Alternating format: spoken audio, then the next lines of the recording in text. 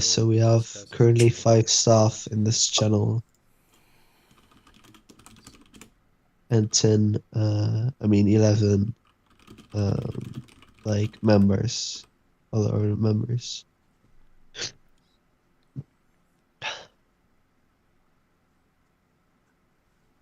That's an okay attendance, I think. I mean, hopefully we'll get a few more stuff in the next couple of minutes. That would be nice.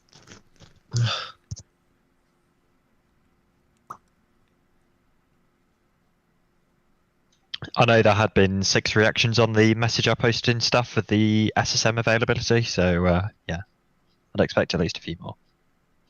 Yeah.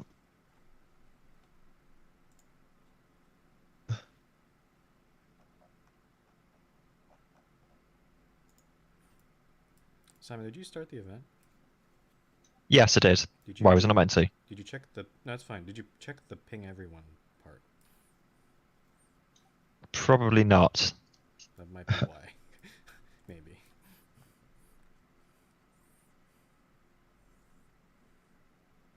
Hey, Vicky.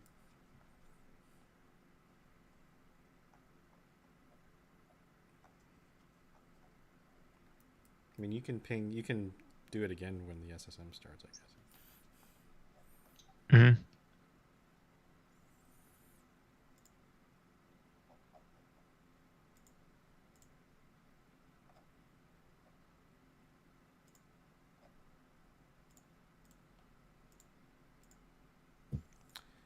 Okay.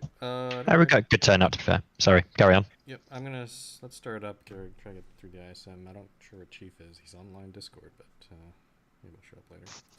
Okay, so welcome to today's infrastructure staff meeting. We have a few topics to go through. Let's get right into it. First off is Yellow Witcher's A62 and A620. Thanks, Vicky.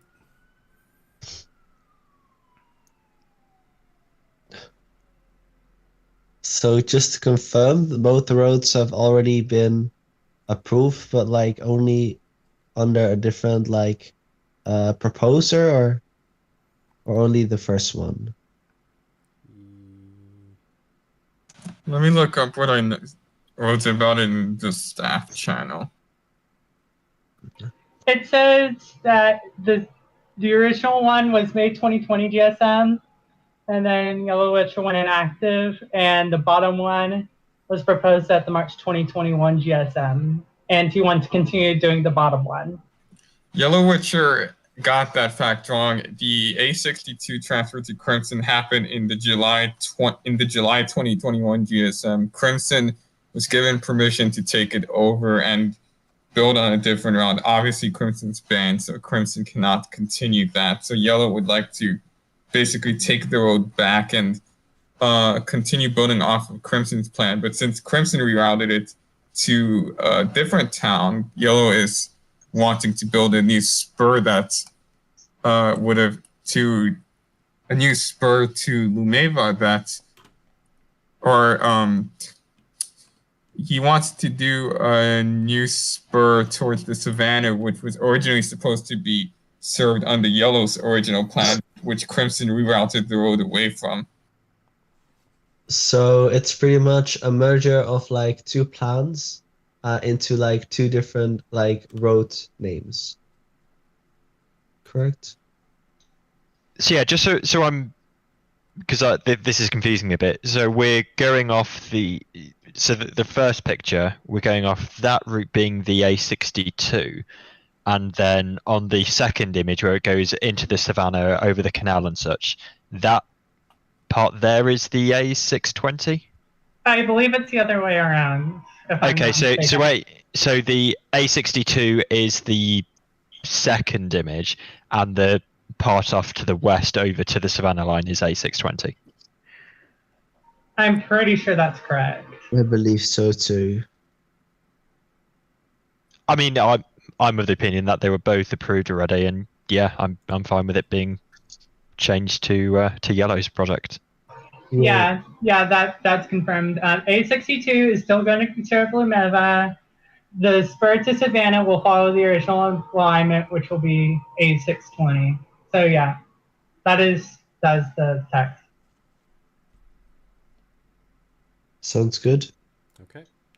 Any objections? Any objections? Other comments? Okay, approved. Next up is the A6 extension in B66 proposed by Arberchi. They've provided a PDF file. Fancy for like just the road. If you're confused about the curviness, they say that it's because of the terrain and they want to try to preserve it. So orange is the A6, the green is the B66, correct? Yeah, that's what A.R. Bertie said. I've got no particular concerns. No, if they're able to build like this curvy, then like I'm all for them trying and like making a nice highway there. So Yeah, I mean it's gonna require tons of world edit either way. yeah. But And I mean with this proposal, I mean if they could pull it off. I think with this proposal, at least you won't get like a straight highway just like at the same Y height, just along like 2,000 blocks or something. So, yeah, I'm excited for this.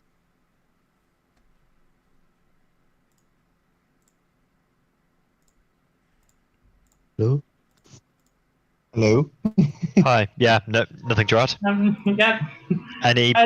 Any final concerns before it gets approved?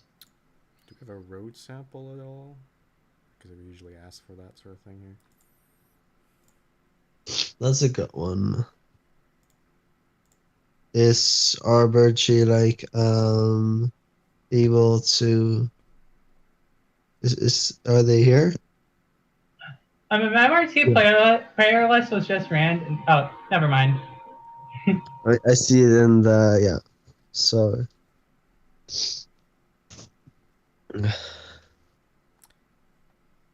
I guess is a road sample a requirement for roads? Because I know we've required them for some roads, but not others.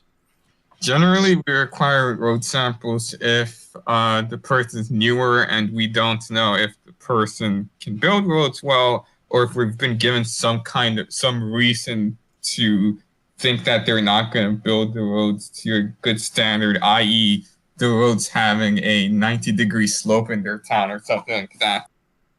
yes. Okay. There are no specific concerns about that here. But I don't know if Arbergy has like ever built like a highway. This is their first highway or major highway, yeah. as far as I know. I'm just trying to understand what is our Birch's involvement here, because he doesn't have any. Oh, his town is Duford City. Yeah, Duford. Yeah. I couldn't read that then. I mean, I think the roads in Duford City are fine. So. Yeah. Okay, Arberchi's made a comment. If you need a road sample, Duford has examples of sloping and curved roads. However, I can build a highway type example for all of you like. I mean, if you guys think that's necessary, we can go with that. Otherwise, we can just approve it right now. So up to you guys. I'm happy to approve. I'm looking at Duford right now. It looks fine. Yes, I think it's all right too. And like if they want to like just for like feedback show it to staff, like I'm sure that like that would be okay. But like it's not a requirement at this point, I think. Okay. If there are no other objections, let's approve it. My only thing is the roads in Duford are too wide, like 2 blocks. The lanes are 2 blocks wide rather. I'm not sure how wide he was planning on making the highways. Good point. Yeah. Can you comment on how wide you expect the highway to be? 3 blocks wide. That sounds good. Okay. Okay. Cool. All right. Moving on to a very late edition. the B105 from Spigot. This was originally put in request to staff. Needham said yes, but then the length was re-measured. And it was Yeah, I didn't measure the length because like I was on trip and stuff, but like the 300 to 400 block seems like, well, it doesn't really need to be. But so it was first Well, put so, in so the 300 and 400 block figure was incorrect. I measured on die map yeah, and it's actually closer to 600, so it would be above the 500 limit. I mean, I've got yeah, no particular concerns. It just needs the thumbs up from staff, which I'm yeah, happy to give. I agree, and I agree that it looks good. Yeah, I mean it's just a local B road along like the lakeshore line. So Yeah, I mean, I that's do fine. wonder how it's going to integrate into Halifax, which doesn't really have roads. It's more just wooden paths. But I don't. I'm happy for them to crack on and sort that out themselves. Spigot here? They're probably... Minecraft 252 is here, Oh, yeah. so I Oh, mean, yeah. So, I like don't his know... town. So. Yeah, so Spigot or Minecraft 252, can you comment on how the road will integrate there? If you know.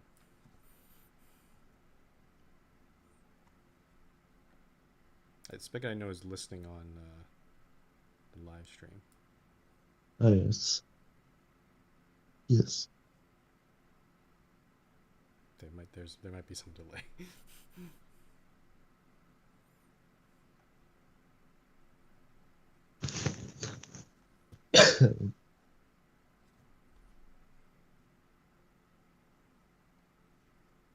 Sorry, I spaced out for a bit. What's the issue with Spigot's Road right I'm now? asking Spigot or Minecraft 252 because Simon brought up a concern of like how it's going to integrate into the town. I'm just asking a question to them. Spigot says we haven't really worked that out yet. LOL. It is in Minecraft 252 says it's just a connection for the two towns. I mean, okay. If you just want a road there, I guess that's fine. I mean, even if he just like builds a parking on the side of it and then just calls it a day and like just has the rest of his town just wouldn't pass, like Yeah, that's also similar to how Genesis had it, where there was a car park on the outside and then there was just the wooden path throughout. I'd be fine. Yeah, this isn't unprecedented. I think it's fine. Okay. yeah, I think it's fine. All right. Any other further concerns? Comments? Okay, approved. And finally, for the ISM, we have one event, Kraka's Transport Competition.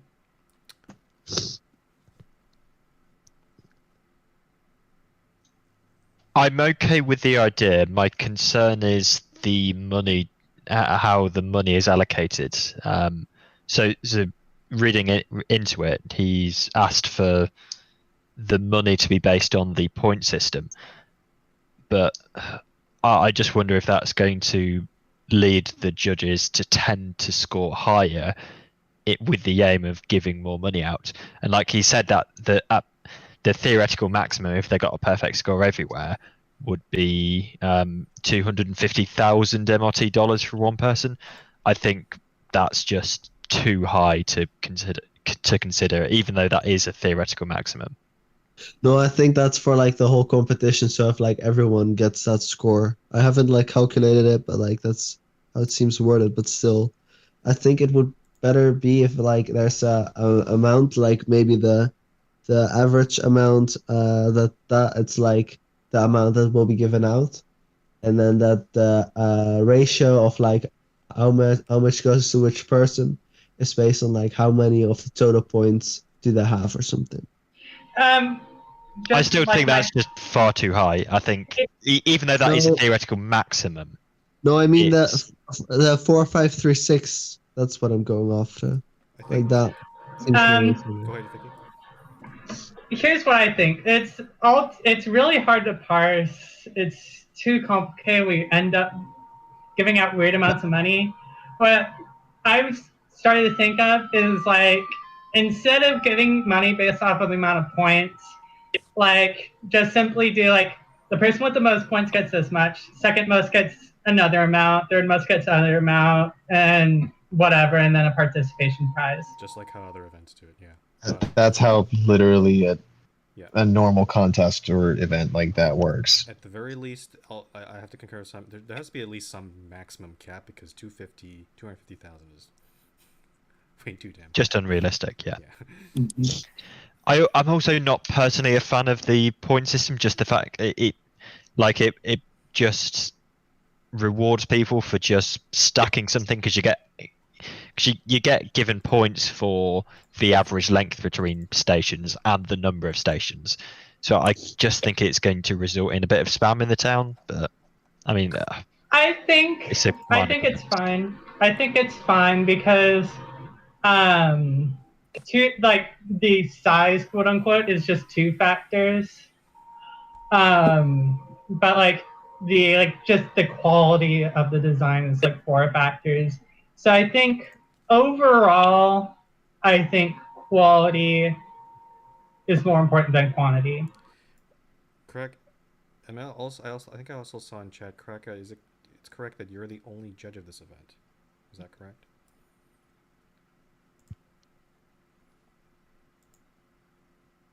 That's what he said. Yes. Okay. Is that okay? I don't No, we have never allowed contests that involve judges. We've never allowed those decisions to. I don't think we've ever really allowed those decisions to be at the entire whim of a single person. So you need more Yeah. judges. I would suggest either it being an open vote for anyone, or having a select panel of judges who then aren't going to be entering themselves to prevent bias. Yeah, I agree. So should we? I think we're generally happy with the concept. So it is more the finer details that need to be worked out. Should we say that is not being approved at the moment, but we'll review it on email rather than having to wait till the GSM? I prefer resubmission, to be honest. There's a lot of resubmission. Let's resubmit. Okay. And also, one thing to keep in mind is that we need how long will this last? When would this be? I don't see that on here either. Good point. I think that's really important. Yep. Okay. So to summarize, Kraka, you need to redo the point system to a prize structure, probably close to other events. You need a panel of judges or a voting system of some sort, not just one single judge. And as Vicky said, provide some dates, or at least some tentative dates or times of when the event's going to happen. Okay, so this one's rejected. Cool. And 19:15, perfect time to transition to the other agenda. Does anyone, Okay. before we jump on, does anyone want a quick 5 minutes, or is everyone okay to crack on? I need to finish the minutes real quick and then update the road sheet. Yeah, Okay, no worries. We can hold on a few minutes. We also need to wait for MVS. So,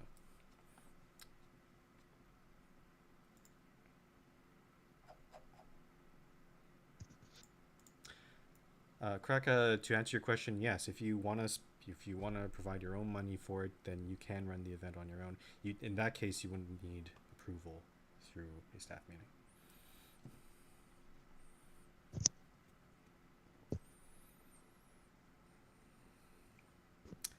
Don't you love bureaucracy?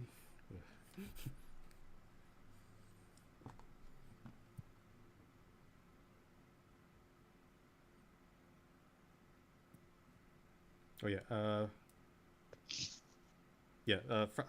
I'm gonna keep the live stream on. It's just gonna be the ISM into this SSM, so there's no break or anything.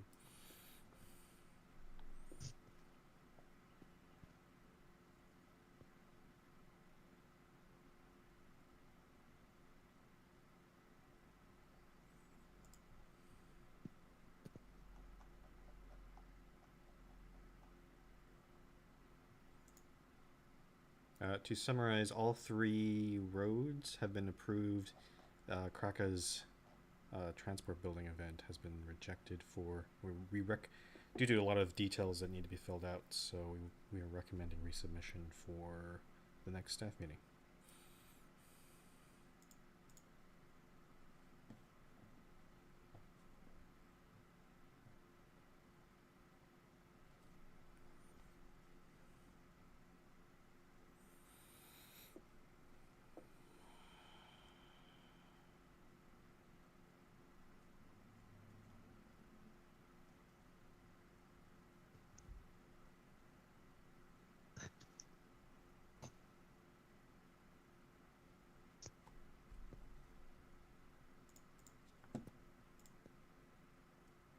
Okay, now I'm updating the friends list.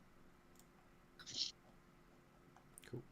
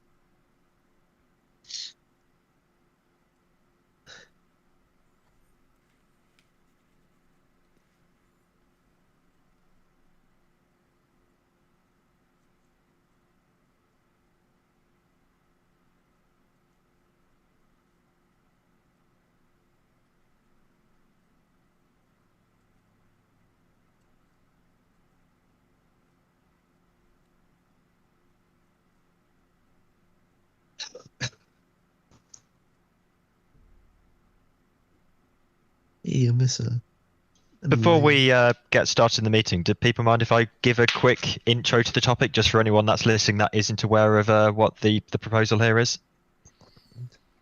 Sure. Yeah, might as well. Thanks. So yeah, well, first of all, I'll put my thanks out to the staff team here that were even doing the SSM today. Originally, this proposal was going to be discussed at the July GSM, but unfortunately, I'm not available for that as I'm travelling. So I'm really appreciative for the staff for allowing us to put on this special staff meeting to discuss this proposal. So what this proposal aims to solve is pretty much the lack of staff availability at key times on the server, and that's causing some challenges to members who aren't able to get WorldEdit or other staff requests on when they're wanting. Now, as staff members, it's really difficult for us to see this problem, just because when we are online, the problem isn't there because we are giving out those world edits. But rest assured, and I have spoken to quite a few members over the past few days, this is a genuine concern that people have, is that there are long periods of time where there is no staff availability, which is leaving people limited when it comes to their building options. I think, despite that, there is a challenge with this proposal, and that is where we get the balance point. So, if we give the rank too many permissions and too many responsibilities, it stands to be that we will enforce a high barrier of entry, and we won't actually see that many more people. Whereas on the counter to that, if we don't give it enough permissions, then it won't be effective. So that is the balance that staff have to strike here. So if we are going to be going ahead with this idea, we need to identify what permission sets would be most useful for the community, while also enabling us to enforce a low enough barrier of entry that we can spread that and provide the community a better service than is now existent when it comes to WorldEdit and other services in game. So yeah, the proposal is then the introduction of a junior staff rank.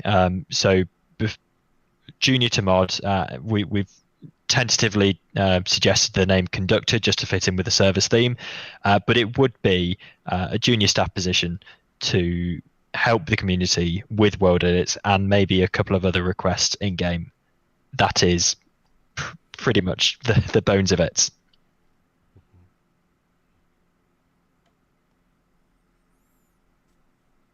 Bringing back the conductor rank. So I think before we go into it, we haven't really had much in the way of concerns about the overall proposal, but I would like to give any staff now an opportunity to raise any concerns they have generally going into the model. So really, I'll open the floor now. If there are any concerns in the first place about introducing the rank, let's discuss that before we get into the meat of what the rank looks like. Okay, Simon, are you referring to the first section, the yes/no part? Yeah, I am. Yes. Okay, so I did make a comment. I've written a written comment. The general idea is sound. However, based on the discussion I've seen in the forum thread, I think there are some. I don't think I can answer. I personally don't think I can answer that question yet. I'm not sure about others. I feel like there are a lot of details that need to be fleshed out, and more importantly, what exactly we want from this rank, because it's been called a staff position, but I'm hearing some opinions that it should be closer to a helper rank and less like a staff position, and I'm not entirely sure where we stand on that. And there are definitely some possible versions of this proposal where I could say I could say no to, like, because specifically if the, and we'll get to it later, but if the process for selecting these new conductors is just too complicated or too onerous, then I don't think we're helping ourselves here in that regard. But anyway, that's my take. Okay, that makes sense. I think so. I may have misphrased the first line, the first topic, but it was more of a check of, is this completely out the ballpark? Is it even worth discussing? But I don't, from people's opinions, I don't think that generally is the idea. So I think, let's continue to flesh it out, and we can, once it is fleshed out, we can have that yes/no safety check at the end of the meeting. That makes sense, but what would you say are your red lines with the conductor component?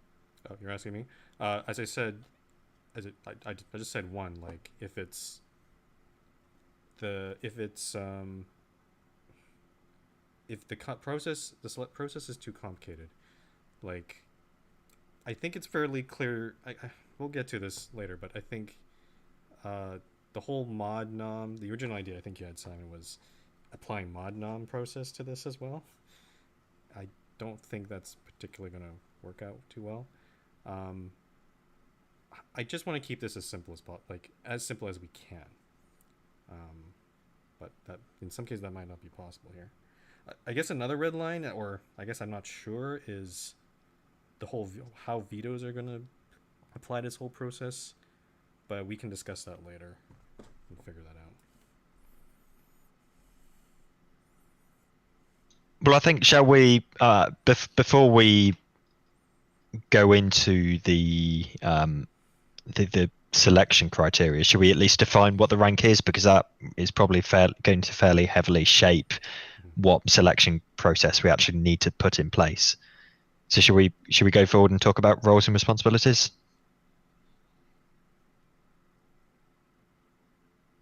Yeah, I mean, to me, really, the thing that needs the most help and that requires a little bit more, or that has permissions that can be doled out like this, is World Edit. Dynmap, I know that we're in the process of potentially offloading some of those requests into Discord and making that one a lot more self-serviceable for people outside of staff. And so the need to have staff members involved in game for that goes away. The other thing with Dynmap is that in game, the reason that I yell at people when they're asking about renders is because there is no technically enforceable maximum radius. So people are always like, can I get a max radius render? And that's just been conventionally established at 300 because that's a pretty big range. But technically speaking, there's nothing stopping a mod from running a radius render of 1,000, or anyone with access to the Dynmap radius render command, you can run a radius render of 1,000, and that's just going to hog resources for a really long time. So having technical controls like what will be in place via the Discord option, that will alleviate a lot of the concern on Dynmap. For World Edit, there is a technical control in place where mods are capped at 150,000 blocks, and admins can go above that if we need to, but it's something that we can control.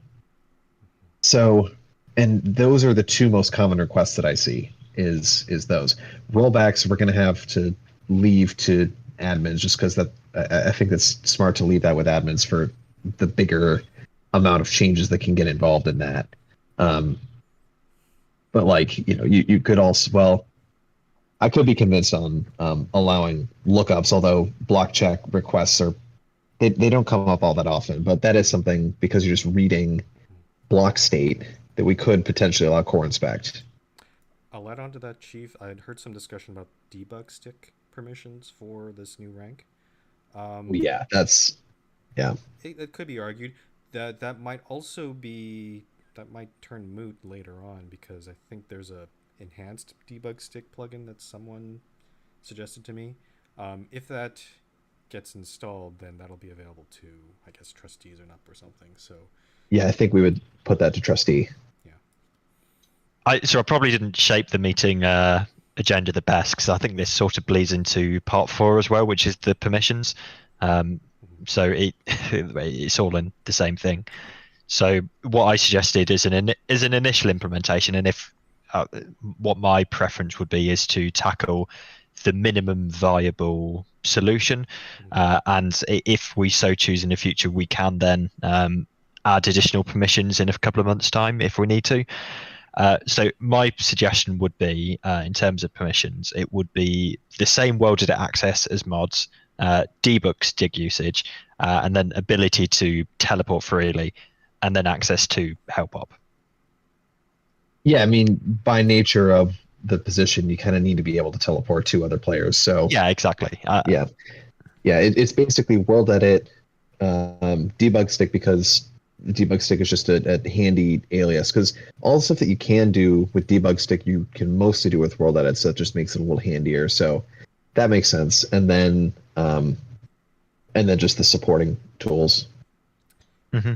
Just in terms of nomenclature, I guess, Simon, is this more of a helper rank, or is this more of a staff rank, or is it a bit of both? So I see it as both. So I would protest that a helper isn't a staff member, because I still see that as them dedicated their time, and that they're in a trusted position to give their time to support the community.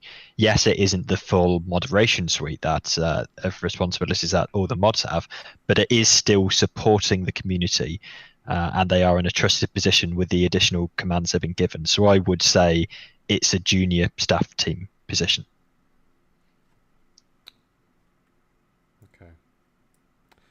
I'm going to let others have the opportunity to, if anyone else has an opportunity or wants to respond. I've got some thoughts on that, but I'll let others go first.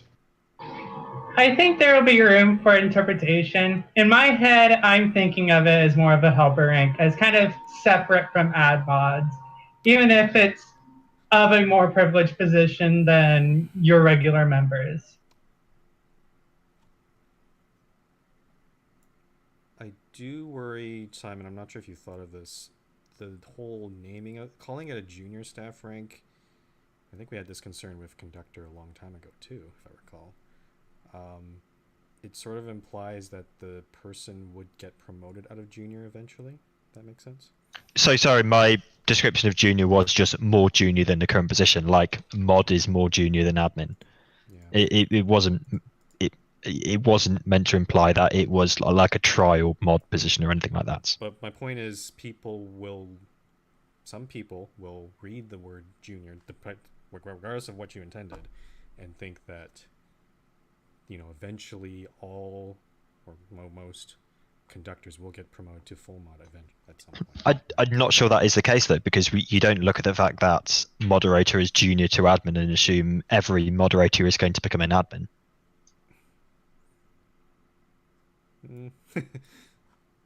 I think Like it's more. it is. It's more. It's just another rank in that staff team, which is lower than if you want to call it lower rather than junior. I'm just saying other people will interpret it that way. And I do remember that when we used to have conductor a long time ago, I think that was one of the reasons why we got rid of it. Yeah. Yeah. I mean, So at the time, though, I don't think we called the conductors as part of the staff team. I think it was a non-staff rank explicitly. But So maybe calling this a non-staff rank 2 might help in that regard, right? Like. yeah. So We're just arguing about the naming. That I'm just saying the naming is important because it communicates what the rank. It helps better communicate what the rank is to everyone else. yeah. For me, another reason I would see it as a staff position is that is outside of the normal promotion route. So like, you don't go governor, premier, and then conductor. You can jump off to it in at any point. So I see it more in that staff team because it isn't a normal member rank that you would get through building. So since we're kind of talking about this from the philosophical lens, I see staff that the role of staff is divided into several components that all exist on top of a regular member. There's the community assistance aspect, there's the enforcement aspect, there's the kind of leadership aspect and like the decision making that comes with that of actually being involved in our governance processes. And then there's kind of the more direct community building aspect. And I think that this rank is more, I interpret it as more of a helper because it is alleviating some of that pressure of the kind of service. I don't want to use the term service desk because that kind of belittles the work that staff are doing, but the request handling that everybody, that we have to spend a lot of time doing. And this is something that it's designed to alleviate that. And I think that if it is noted that, hey, these are people who are, however they get into the rank, these are people who can help with World Edit and whatever other tools we give them, but that if you have something that's not like a quick thing that can be resolved in game, and you have questions about the actual procedures and stuff, we want to distinguish between those, even though. But surely that's just lame of, because if there's something that's administration related that moderators can't answer, you don't call moderators not part of the staff team. I mean, ultimately, I don't particularly care what they get classified as because it's going to be the same role whether we call it part of the staff team or not. But I see it as people that are in a trusted position to support the community. Yeah, I would agree that. Yeah, I would agree that even though there is there is a high degree of trust that's involved in getting the position, and you're a lot more visible and you're helping people out. That's awesome, and I think that this is a tangible way for people who care about the server a lot to help out without necessarily having, and like this rank wouldn't have votes at staff meetings.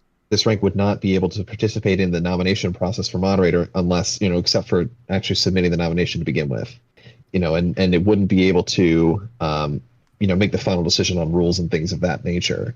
It's really, it's providing the direct in-game assistance to everyday staff, not participating in the governance. I mean, the staff team is participating in the governance, and the staff members would actually have the ability to, actually issue sanctions and stuff. Whereas people who are just straight conductors, yeah, maybe you might have a more direct line of communication to the staff, but so does everybody if you just DM people and you've got issues, but it's up to the staff to kind of review and make the call on that. So I think that those are separate. Go ahead. Sorry, Vicky, go ahead. Basically, I saw just a good brief argument from Kitty that I think summarizes what Chief said, I think, really well. Kitty said that he thinks the word staff infers a certain set of authorities that conductors will not have, so it might be confusing to new members who aren't as familiar.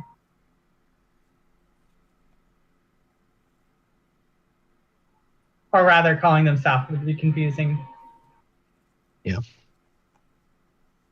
I mean, as I say, I don't particularly mind what the classification is because it's still the same support to the community. So if I mean, it seems I'm sort of on an island here, so I'm happy to bow down if that's a general consensus. It's not so much that, it's more, this is a communication thing. This is more Mhm. helping the rest of the community know what exactly this rank is, and to, you know. My follow-up question then is, in terms of on the player ranks page on the website, where does this fit in? Because at the moment it transitions through the basic ranks, town ranks, city ranks to staff ranks. Do we add a whole new category for helper, or yeah? Because for me, because it naturally fits into the staff ranks category more so than the city ranks category. Yeah, I think it's just the most logical. I think even if it's just like one rank in the category, like I think it's just logical to make a new category. Yeah, from a technical perspective, the permissions that are involved, they run parallel. They run separate. Absolutely. They run separate from their player ranks, and they do increase as you go up the staff ranks. So, like from a technical perspective, it might be implemented that way. I think it's like for the purpose of everyone else, it's just like. But no, so I'm talking about the website though, where it's communicated to people for the first time. Yeah. Then. So do we add a helper category or helper rank? It probably goes in a separate category between Premier and Mod. I think just to highlight that difference. Yeah, I think it's fine.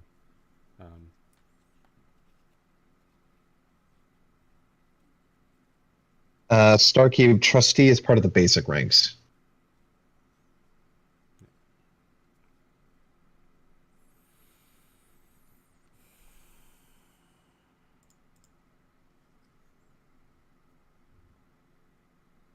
Yeah. Okay, the other thing too is. Oh, sorry. Go ahead. Well, yeah. The other thing too about treating it as a non-staff position is it allows us, depending on how we want to talk about the selection process and all that, people essentially apply for senator, governor, and premier ranks.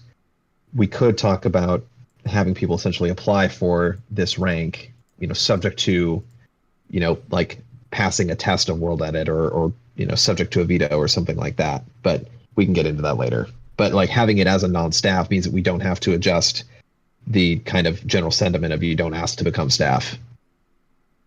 So one of the concerns going into this, and I know Frumple, you in particular had highlighted this, was that you wanted on the server a balance of responsibilities versus perks. Yeah. Now I know we had an argument about this about a year ago when I initially brought up this idea. Yeah. Are you and is everyone else fairly content that yes, they have the perk of World Edit, but the responsibility of giving that to other server members is sufficient? So about a year ago, and this was my opinion for, I guess, 9 years, for the longest time. Like my idea was I would only give World Edit permissions to people that I felt were responsible, and that also extended to being responsible in other ways. So like not just being a, good at work, like using World Edit responsibly, but like just being able to enforce the rules, not being a twat, like just not just being just someone who tries to be as fair and objective and like as possible.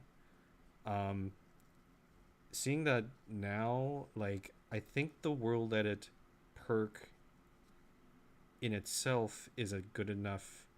I think the responsibility of World Edit is good enough to balance out the perk. I think now. So I have to change. That's what it's been said, and I wrote that down on the FAQ on the website.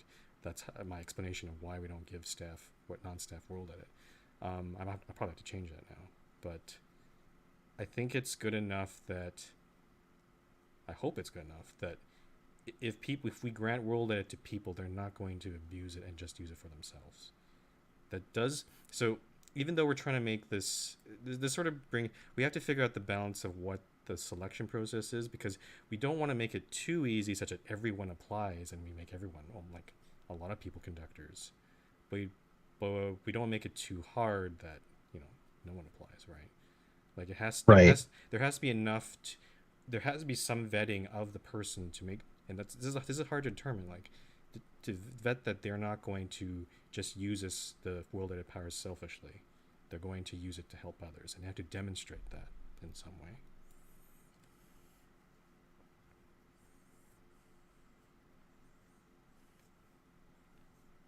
Yeah.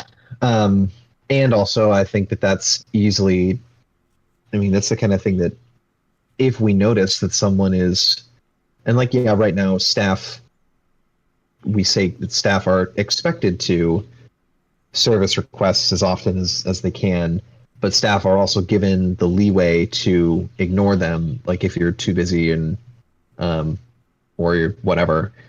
But and I would hope that the folks who are that conductors are, following a similar thing of, yeah, the expectation is do it and help people out. But, like there are genuine times when, yeah, some discretion's fine.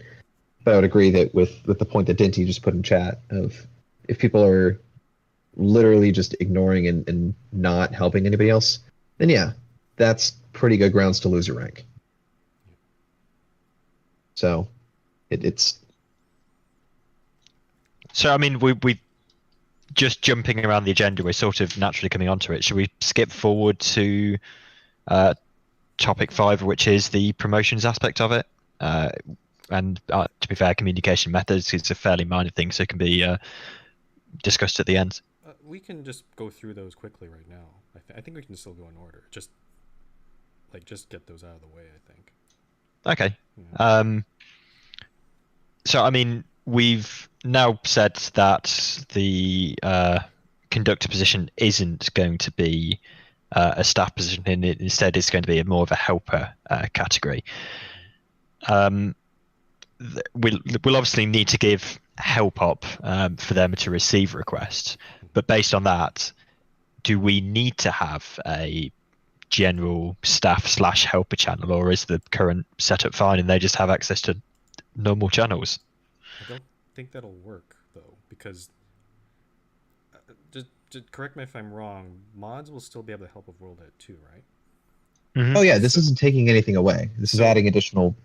Yeah. So we do need a channel that encompasses all admins, moderators, staff, because what's probably going to happen is someone's going to do help op, ask for World Edit, and then the staff, I guess members don't know this, but we usually type in the staff channel like I got it, right? If we can't communicate with the helpers, then that's gonna be a problem, right? Like Yeah, that's a very yeah. Is /H open? Maybe we could use that, and like maybe just have it, and maybe just have it tagged as helper, even if like staff will be able to use it too. Why not C? Because it's conductors. I mean that. Oh, sorry. I like Dinty's idea of doing D, because it's /A for admins, S for staff, and D. They're right next to each other. Yeah. Or alternatively, given we can see it, do we just start using /help op to deconflict that? Because if everyone can see it, then it's a channel in itself. It's a long command. I like the thing with venture chat channels that I like is that you can set them. You can set that as your default. So if there's a lot of chatter going on, then you can just set it and not have to put the prefix in every time.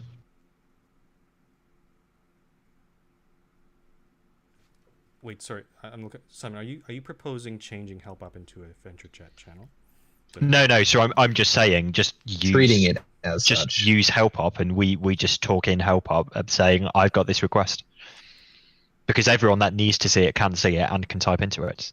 Oh, I see what you mean. Well, I think the other disadvantage of using that is that it potentially makes it more difficult for us to see what's a request and what's chatter about that request. Like having new requests come in and highlighted the way that they are in help up, that it gets our attention because that color combination doesn't show up all that often.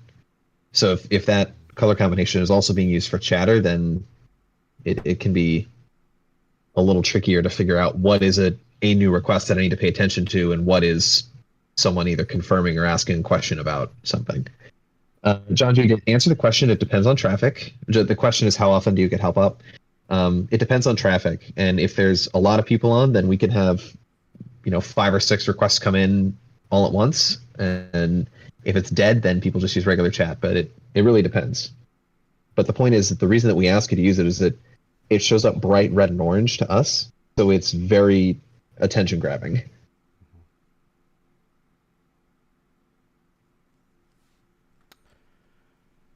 I don't know. What do you So guys I'd think? rather have a separate Yeah. channel for just to keep them easy to tell what's what. So what was Dinty's suggestion? Sorry, that you liked from Paul? I didn't say it. ASD, basically. D standing for. It's just right next to. It's next to S. Oh, fair enough. And Doesn't there is a necessarily D in stand for conductor, anything. So I mean, it sort of fits. Well, Conductor. We're really going on the WASD line. will the venture chat prefix just be like helper or something? That doesn't need to be argued about right now.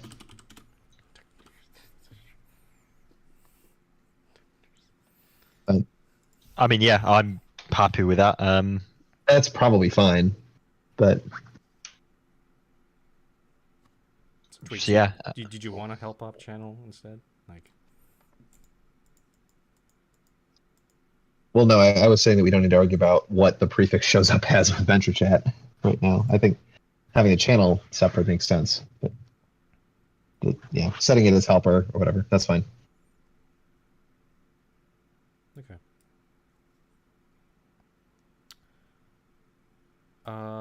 And one little thing. The whole thing about Discord linking, is this channel going to be linked to Discord? I would propose no for now, and the reason is because that is that it is a channel for helping stuff in game, and like the staff channels, they're great for having conversations about stuff across whoever happens to be online versus not. Mm-hmm. Whereas the job of the conductor relies on you being in game. Okay. Starcube, so we could, for example, link it to Discord, but then make it so that only staff can see that Discord channel. So like we would stick it in the same category as the mod folder. We could do that. I mean, I think it's more with like how it would work with like the permissions and like having a separate category or something for that, or I don't know how that would work, but like I think like with I can say as like a staff as a mod like I do sometimes at least see like, hey, there's like requests going on and like I'm not in game, but like I could join within like 2 minutes and I can maybe help a bit with, which like seems fair, to be honest.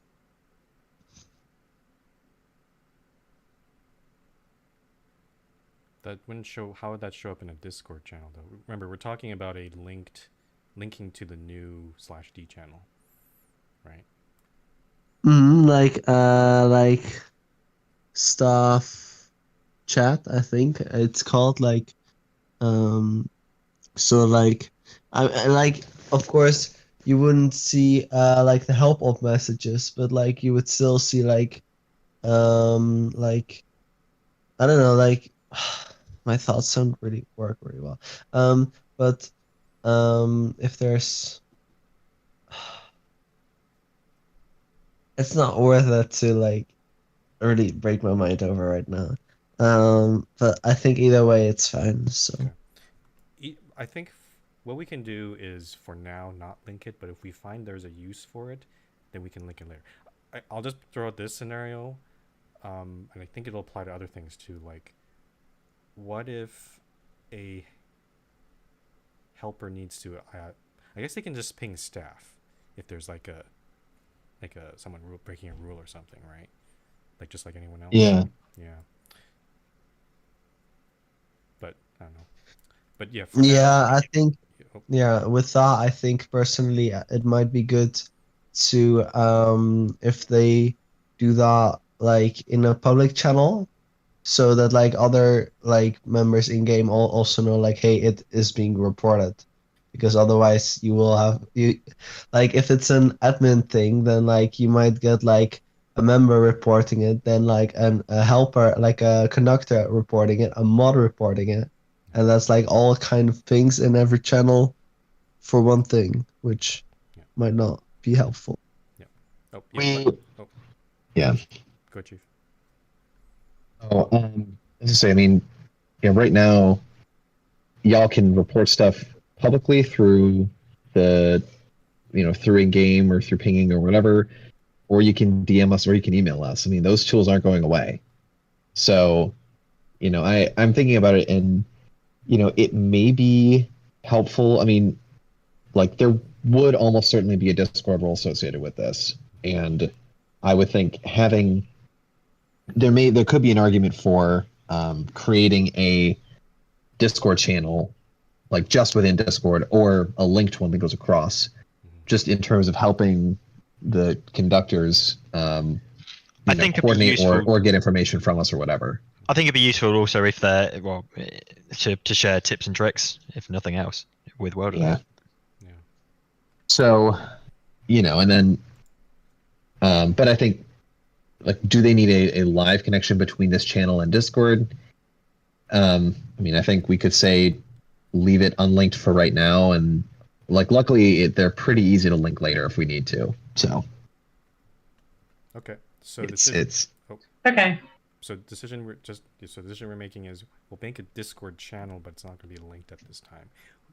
We'll see how it goes, and if we need to, if it seems like it'd be useful to link them, then we can do that. Will there still be the one in game? Yeah. Yes. Yeah. They'll be. yeah. Yeah. They'll be. The in-game one and the Discord one, but they're not linked yet. I'm just looking at console with everyone trying all these color codes, and I'm like, oh no. Like, the console messages just make it look like chaos. Yeah. Okay. I think we can move on. Actually, so the next section is on permissions, but I think we've already discussed it. I don't know if there's anything else to discuss. I have a preliminary list in the minutes if you have that open. So just to confirm, to tick it off, we're talking welded it the same set as mods, debug stick, to read, help up, and to teleport, including warps, backs, and to coordinates. You should only need teleporting to player and coordinates.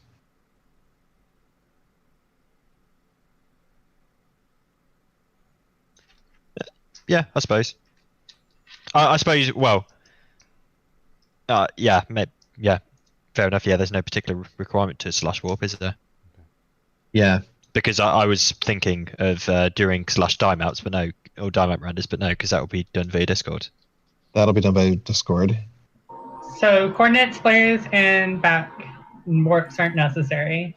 Do we want to discuss the thing Dinty's bringing up, how the rank will look? Can we get to that in a second after we're done with the permissions? Okay. I agree that we should talk about that, but right this second, that's we're still in the middle. We had got it in misc factors under part 7. Oh, okay.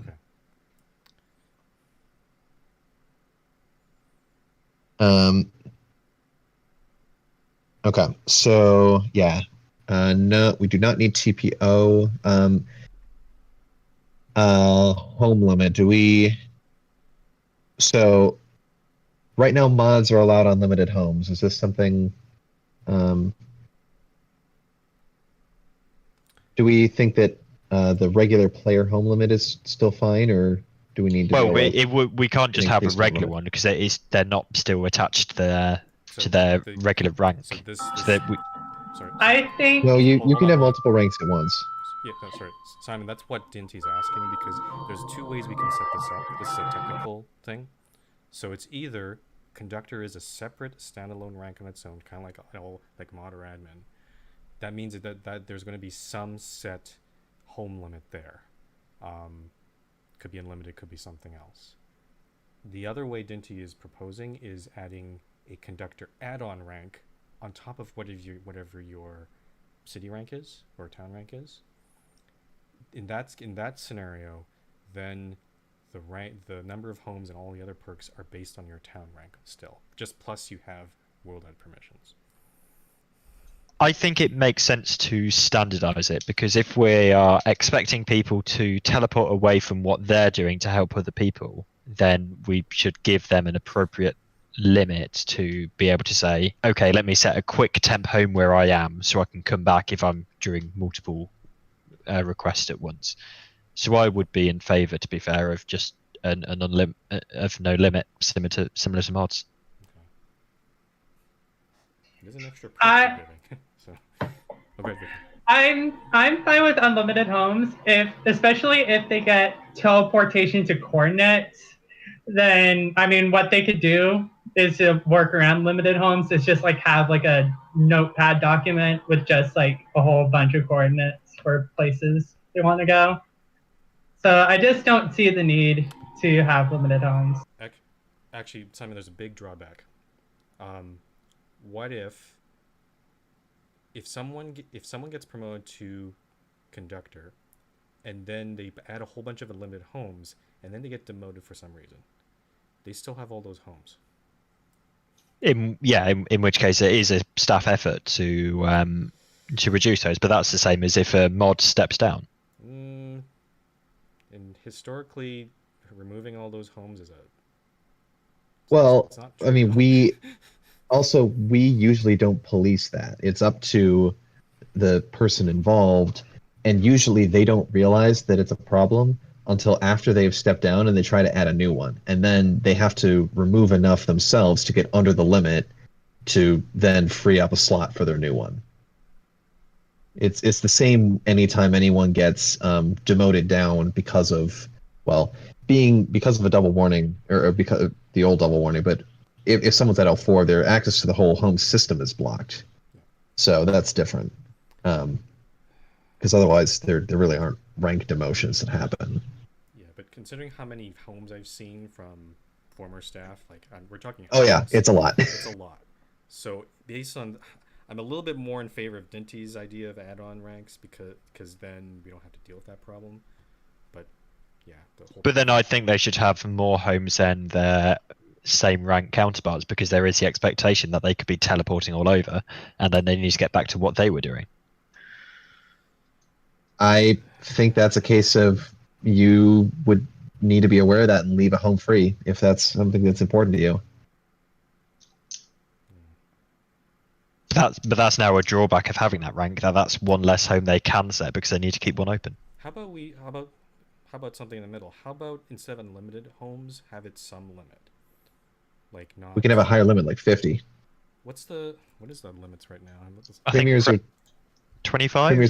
Premiers are 25. I mean, should we just say 25 is standard for all? 50 is a lot, but 25. We could say 30. We could say 30. That's an objectively higher thing than Premier. Yeah. Is a lot. 30? Yeah, we could do 30. I'm fine with 30. Okay. I'm fine with whichever. Assuming we go this route, just yeah. So I can see a lot of people in meeting chat are saying, how about just adding 25 to their current rank? That would be pretty difficult to do in It doesn't work that way. missions, yeah. You just couldn't. So I'd be fine with just all of them having 30. Yeah. So yeah, for everyone else, yeah, it doesn't work like that. Even if we do the add-on route, it just inherits whatever the limit is that we set. So it can't do math. For Yoshi, who says, what if you just gave the return command instead? They would have the back command. However, the problem that this that having homes and stuff solves is, let's say you're helping two people in a row. You Or if start you're at doing a your copy paste where you're having to copy something right, from the lab world and or then paste it on the new worlds. exactly, or Your if map you're gets moved. or if you have to teleport to someone multiple times in a row just because you can't see the point that they're talking about or because whatever. Yeah, no, it allows you to fix a point in place. So Yeah. the back command, yeah, it's useful, but it doesn't fully capture this. Adding on to what Dinty said, yeah, the back command is not reliable. I found I never use it. Like, Yeah. it will end up, you might end up teleporting to something else. So Yeah, if you do an MVTP and switch worlds that way, it doesn't work. Yeah, likewise for warps. It's only essentials teleport Yeah. commands which it picks up on. World Guard teleports don't work either, though that wouldn't apply to conductors. Yeah. Okay. So yeah, so setting homes up to 30, I think that makes sense. And then if you drop out of conductor for whatever reason and back down to your normal rank, then it's on you to clean up your homes, and you will not be able to create any new ones above your normal player rank until you delete a bunch. So, which is how it works for staff, but this at least puts a cap on how many you'd have to deal with. I never use the back command. So one other permission that I am thinking of is currently the normal / speed is for members is capped to 50% of the maximum. Do we want conductors to have the maximum speed, which can be quite helpful if you're zipping around trying to select points? I feel like we're kind of, again, I thought we were going to keep we're it going down a bit below. of a rabbit hole. Yeah, we're starting to yeah, we're starting Trying to think of what's truly necessary to help out, and speed is a nice to have, but it's not necessary. Homes can be necessary because of how because of like how servicing multiple requests are moving around in that work. Yeah, and I think we should. I'd like to apply that to what Dinty said about NPC limits. I think that's irrelevant here, so we're not going to. In that case, should we keep it with what we've got now, and we'll progress I think on? This is. I think this is a viable set of ranks, a viable set of permissions. Anyhow. Yeah, I think this is a really good starting point. Oh. And it doesn't all have to be defined here. If in a couple of months' time we change our mind, we can add additional ones. Dinty said we're going to have to set it to something though. I guess it could be the same as whatever Premier is plus something. I don't know about what NPC limits are. Yeah, we can figure that out later. Maybe it's 100. I don't think it needs to be higher than that. Yeah. Oh man. Besides, like the citizens NPC thing really hasn't been used all that much recently. I think it had something to do with a crash recently, even. So yeah. Yeah. It's not a great plugin. Yeah. No, I mean, like there were certainly a few people who used it, but it's those people have largely left. So. Okay, so just so we're on the same page, what I have in the minutes for like the preliminary list of permissions: world edit, some more permissions as mods, debug stick, the conductor related channels and ability to read help bot, teleport, including coordinate space and back, and 30 homes. Do I have anything else? No, I think that captures it. That captures it, I think.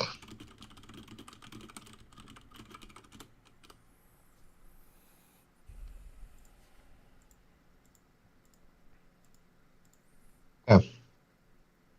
So on to part 5, which is how we look at promotions to the rank. And I'm going to, if you give me a second, I'm going to put up the comments document because I know there were some thoughts in there. Yeah. I'm seeing some questions. This guy, I guess, related. Like, who will be the next conductors? I think Star asked earlier how many conductors. We'll answer those questions eventually, but we need to figure out this stuff first.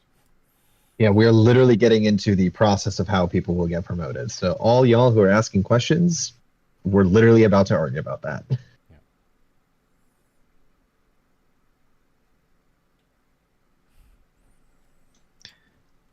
So my initial suggestion, and this is going back to the document I wrote a year ago, was that it would be handled like mod nominations. But I think at this point, if we're not calling it a staff rank, then we don't have to go down that line, because to get onto the actual staff team, there is that arduous process which is accountable to the community through GSMs. So I'm reading from Paul's message now. And yeah, I agree that it can be a fairly simple implementation. I've said I don't agree with Skelly. I don't feel like Skelly's ideas, but I don't think it should be counted out. Like, if you feel like a trustee nomination system would be, or something similar would be a better fit for this, then I think it should be considered. I just I feel like it's just going to add, more process, which I'm not a big fan of. Sorry, go ahead, Vicky. One thing I was thinking about, this would probably be the simplest way to do it while meeting all of Rumpel's concerns, but probably having like one, maybe two staff like nominate somebody for conductor.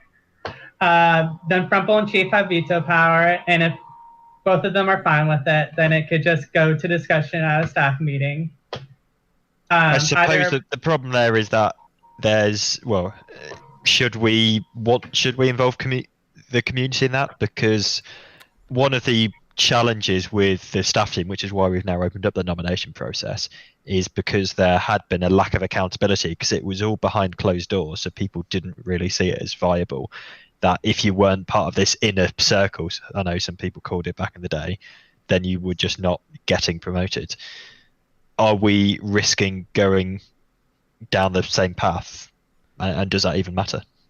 I think for whatever selection pros, if we go down this road, we definitely won't do it in a private portion.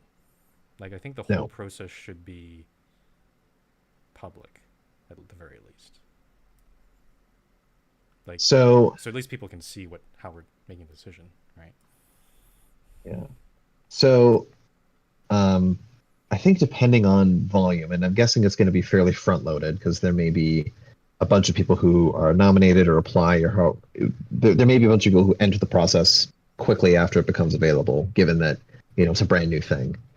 For a bit of context, back in the day when we had the original conductor rank was kind of different, but back when we had the original trusted rank, back when it was just the old world,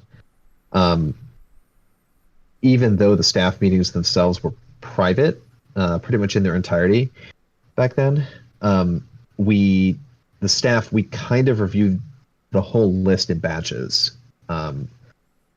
So, and kind of, it was more of a consent agenda kind of thing of like, okay, here's the list. Does anyone have any concerns about any of these? So, potentially as a step in the process, the way that I'm envisioning it is, either people can apply or be nominated, and I would allow people to apply for it. And the reason for that is that there very well may be people who have familiarity with World Edit or want to learn or want to help out, but just haven't been able to establish friends on the server to vouch for them. And so I still want to be able to give those people the chance to help out. So, have an application process, have a quick review, or ideally it would be that you would apply, there'd be a quick exam or some kind of process just to check, okay, do you understand what World Edit is? Or at least the basics, right? Like, ideally, if we can get World Edit school fixed or have some kind of way to test that. Chief, and then, yeah. I don't know if you, go ahead. Yeah. Do some kind of quick screening like that. And then it's really just, go through for vetoes and thing, or vetoes or discussion or things like that. Fairly objective, and yes, there is a process, but not have more objectivity to it where we can. So, Chief, I'm not in favor of the World Ed test because, for one thing, it adds a little more process, and two, I think it might not be necessary, because I wrote in, actually right in the agenda.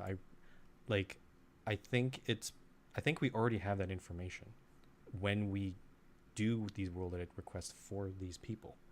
Like we can usually tell that if they've got their P1, P2, if they give me the exact command. I love it when people give exact commands because I don't have to Oh, me too. ask like what exactly do you want? Like if they do that and seem to know what they're doing, I think they pass that criteria. Like they know how to world edit. So, Right. Yeah, true. I think the more stringent criteria which would need to be addressed first is do they have the requisite trust to have those additional permissions? Yeah. And which that I think the actual world-edit knowledge is secondary to that, because world-edit knowledge can very much be built over time.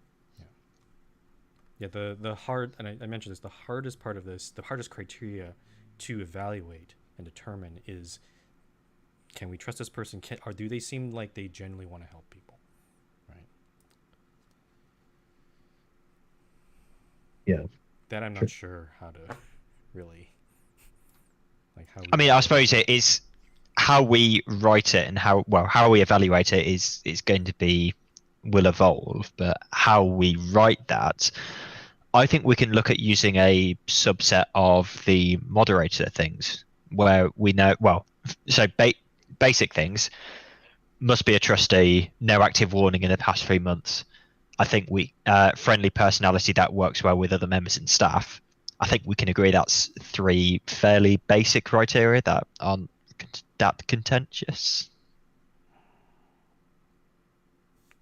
I think we agree on. I think we agree on the criteria. It's just more like, what's the process of how does someone become a how does someone become a conductor? I would personally be in favour of an application process, and then so someone can apply. It would then be a vote at a staff meeting with Frumple or Chief having a veto in advance of that meeting. Okay. It's fairly straightforward. We're not expecting people to write pages long. So so it's not members nominating others. It's just the person themselves. Correct. I think so. Yeah. I would be okay. I think a direct application makes sense here. Potentially we could potentially allow nominations, but it really has to be, does the person involved want to help? And I think that is something that you can express in an application. And also this then encourages, or if it's direct application and you have someone who you think would be great as a helper, you can encourage them and say, hey, this is open, go apply. Mm-hmm. I guess this is the unknown factor is I don't know if I'm not shooting down the idea, just to be clear, but like how many applications will we get? Like if it's right. a lot and we end up rejecting a lot, is that okay? Is that fine? I don't know. I think so, and naturally, I think we will get a lot of applications up front because every trustee that has been on the server for a significant amount of time would probably want to help the community. It would be a lot of. I'm not saying this. I don't know if this will happen, but it would be a lot of applications to reject. But I think that might be okay. Like it's. Yeah, I think it's going to be front loaded. Yeah. So my follow-up to that is, let's assume if we are going to go with this, there's 2 challenges. First of all, if a new member, let's say, gets promoted to trustee, how long should they have to wait before applying in the first place? Should they have to have been a trustee for 3 months? Because it doesn't make sense to me that someone that has theoretically only been on the server for 3-4 weeks, or I think even 2 to get from member to trustee now, isn't it? Yeah. How should we put a time limit in place? So once you get trustee, you have to have been a trustee for 6 months. I would agree that, for the sake of simplicity, yeah, the 3 month no active warnings. That I mean, I think we should explicitly state that, and you need active membership for 3 months. I don't. I mean, adding a 6 month thing on, I like that pretty much all of our stuff is generally a 3 month clock. Okay, So, I'm fine with that. Yeah. And yeah. the activity is very important because that'll give existing staff to be able to see. It's hard. Yeah, they'll be able to see the person requesting WOLET, so we'll be able to evaluate them. I guess also other conductors would able to tell us that too. Did you get what I mean? Like it's sort of a feedback loop in a way. Yeah, I suppose it is. Yeah. And maybe if we are having a conductor channel in Discord, we can have some discussion there about it. Like, what do you guys think about these candidates? That would be a reason to have that. Have a channel. Yeah. Mm-hmm. Or so we can at least give the conductors a voice in advance of that meeting of, are there any absolute showstoppers here, do you think? Yeah, Dinty, I think for the sake of transparency that basically, as we're reviewing applications, I think we would at the GSM would say, okay, here's the batch of candidates that we would like to have everyone, or that we'd like to approve. For the sake of transparency, these people also applied. And I mean, because like right now, yeah, mod vetoes and stuff are public. So Kitty's asking the requirements: trustee for 3 months, active for 3 months, also no warning for 3 months. Is that correct? Yes. Yeah, I think that's fair. Okay. I would say for the sake of simplicity, those requirements would also apply to mod. And I think right now they're somewhat implied, but I think just writing them down and making it official, that makes sense. Just to check, actually, are we saying trustee for 3 months as well as active for 3 months, or the two generally overlap? But they're both needed. Like, because it's possible to be a trustee for 3 months and then you go inactive, right? So. But I was more thinking the other way, that do we need to specify trustee for 3 months? Because if they've been active for 3 months, someone's speed running. There's some members, some people there could be citizens for 3 months, right, and be active. Mm-hmm. So yeah, I get that. Yeah. Okay. I think membership for 3 months, active membership for 3 months, and you have to be trustee regardless of how long you've held trustee. Okay, but should someone, let's say someone's been a citizen for 3 months and then gets promoted to trustee, would they then immediately be able to apply for this position, Chief? Do you think? Yeah, that's a good thought. Yeah, especially because if someone's being held. Mm-hmm. So are we wanting to say then trustee for 3 months and active for 3 months and no warnings for 3 months? And I would also then like to add another, which is you haven't had any failed applications for the rank in 3 months, because if what we don't want is someone's applied at this GSM, then apply at the next one, then the next one, then the next one. Yeah, I forgot about that whole aspect. Like there are going to be some. Yeah, we have to put a cooldown in. Yeah. That's adding more process to this, which is not great. But we can just have a criteria that if you have been unsuccessful. This is something that we can mostly automate a check for in the spreadsheet. Yeah, we can. You don't even get advanced if you're applying too soon. Mm-hmm. Simon, would you be interested detail? Like, would you be interested in making that form and spreadsheet and all that? Yeah, I mean it's fairly similar to the trustee one, so I'd be happy to do that. Okay. For the minutes, can somebody recap the application process again? So step one is the eligibility is 3 months. It's a 3 month clock, and there's 4 criteria, 3 for sure, 4 maybe, and you have to have all of them for a solid 3 months before you can apply. It's active, trustee rank or higher, and no warnings. As long as you meet all those 3 criteria for 3 months, then you're eligible. And then the process is step one is you apply. Step two is it's reviewed. There's an initial pass review cycle. That's where it can be instantly vetoed by Frumple or myself. We'll talk about and then vetoes. basic, Yeah, sorry. yeah, we'll talk about that in a minute. But but essentially the final, like once you've applied, then it almost would immediately go for, assuming there's no veto on it, then it would get final decision at public GSM, kind of similar to how the mod voting and stuff happens. Okay. So But we'll in just terms do a of quick then pass. cutoff, in terms of cutoff, because we would want some discussion, should we say to be received 1 week before the GSM, same as I like tying it to that just because then there's one round of paperwork that we have to do. Sure. Mhm. Okay. Several points I'm seeing in chat. So Skelly, yeah, the main reason I didn't like the application idea at first was the whole cooldown thing and people reapplying all the time. I think it's still a simple process, so maybe we can deal with that. But yeah, that was my main concern. And guys, I don't know if you've seen Dinty's comments, but he had to leave.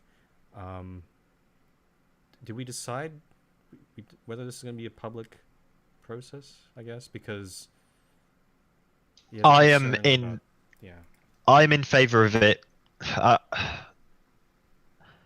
particularly with how front-loaded it's going to be. I don't think we need to discuss individual candidates at a GSM. But I think maybe we should announce them at a GSM. No, I don't know actually. It's one of it. That's fair. Like it's one of those. It's kind of a balance between being transparent about how we made the decision versus, I guess, hurting people's feelings because they didn't. Yeah. They're going to be a lot. I would be happy. Yeah. I'd be happy to provide feedback. So generally, I mean, it would almost come into a couple of categories.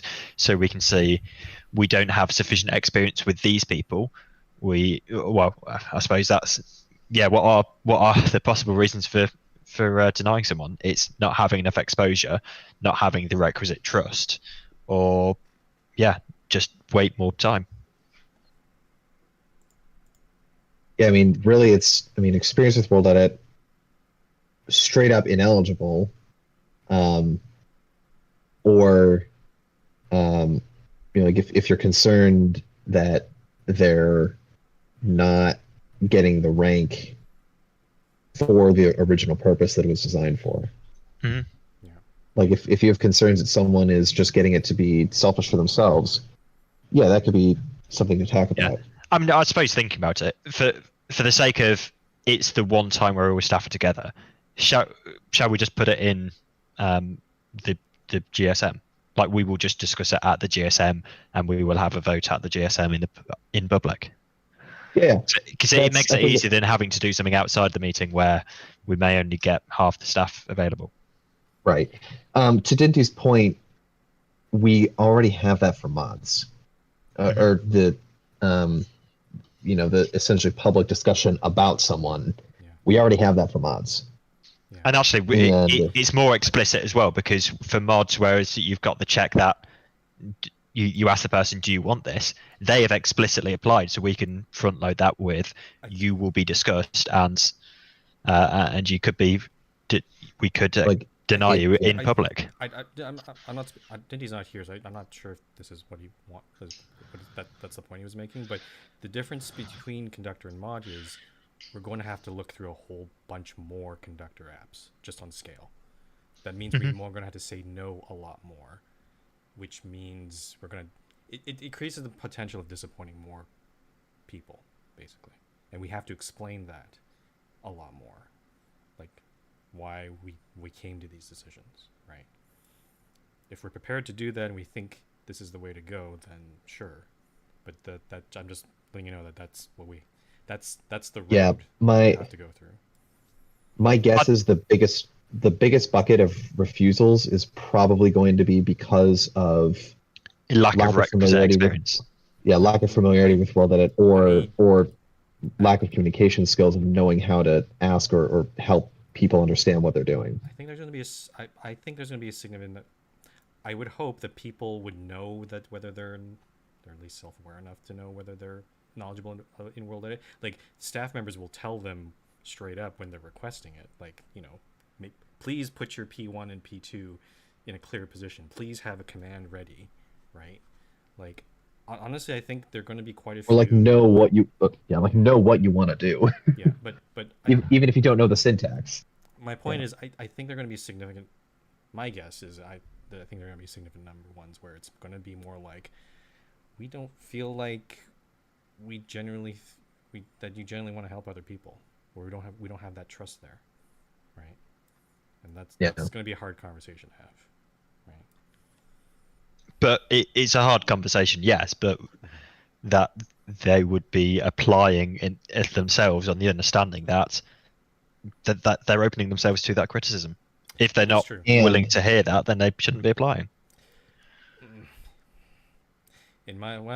Yes, I know that's a very perfect vision of things. There have been some mods who got nominated and they, like, weren't happy with the result, but like, yeah.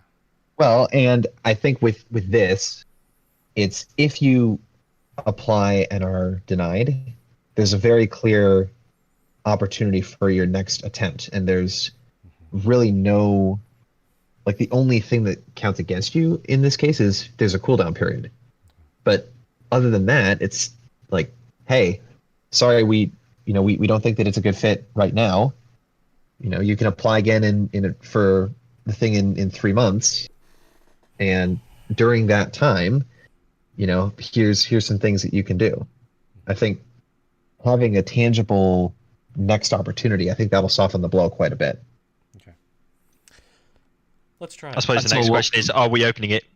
Are we casting the net too wide? Because at that point, is there an assumption that everyone will get it at some point because we are giving tips? Or how about you do this for the next few months? That was one of my concerns.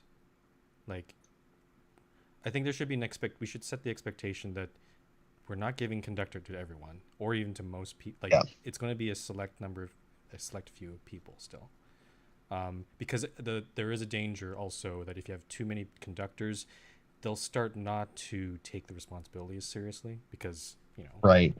So, yeah. Yeah. I mean, I think that's just going to be a balancing act that we're going to have to do. So. Yeah. I'd say, let's try it, see what happens.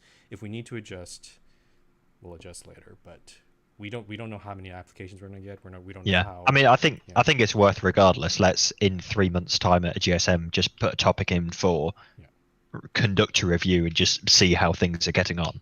Okay.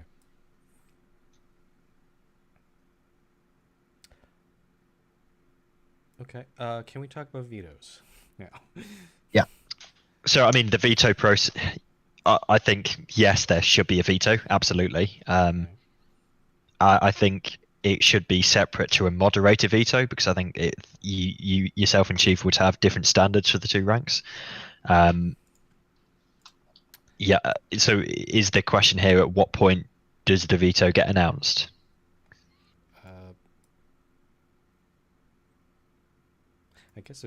I guess specifically for conductor, it'd be as soon as we see it an application, right, Chief? I guess. Yes, as soon as we check the list of applications. I suppose one option is there is already a single check a week before the GSM for mod nominations to be added and such. Could we, at that point, yes, the two of you will review the list, and you will announce the following have been vetoed. The following will be considered at the GSM.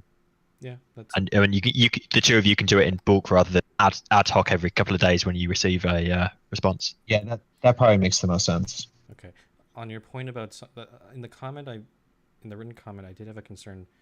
You want vetoes for conductor and mod, like they're separate vetoes, right?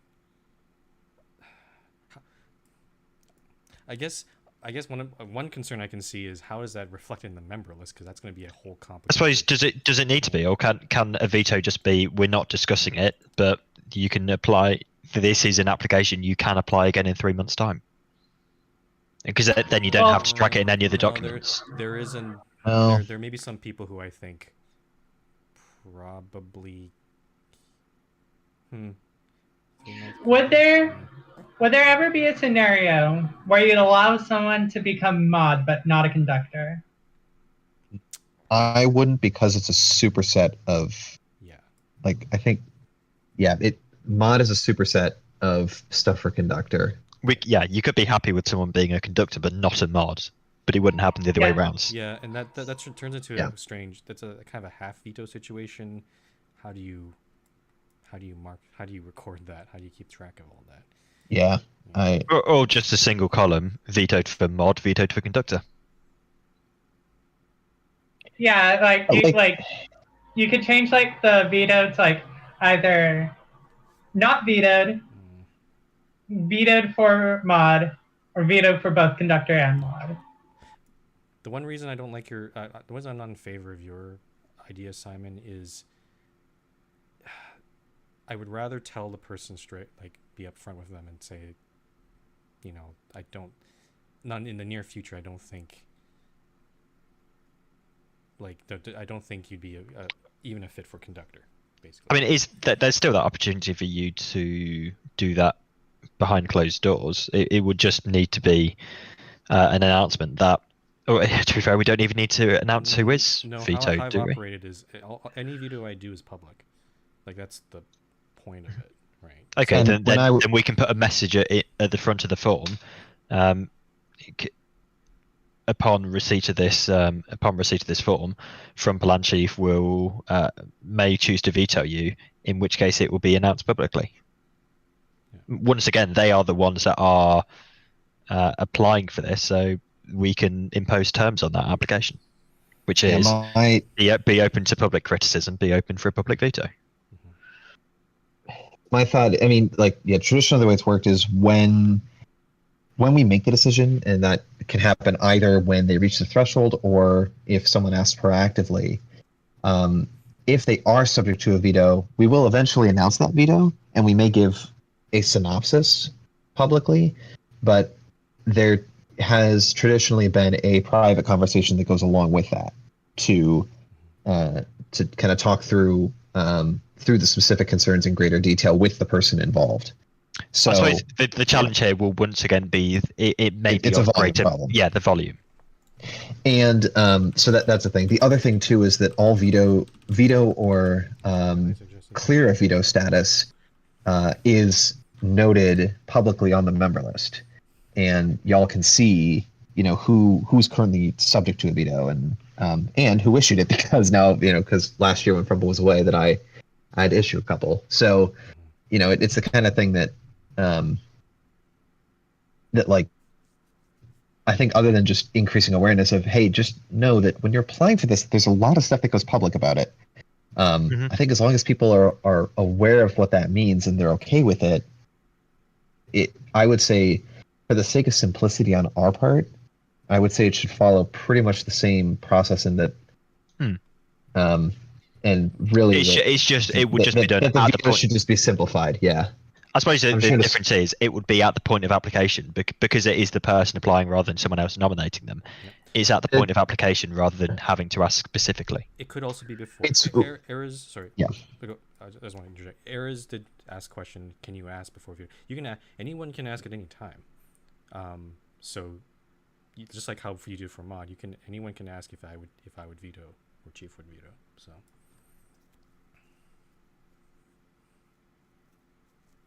Sorry, Chief, go ahead. I don't want to cut you off there.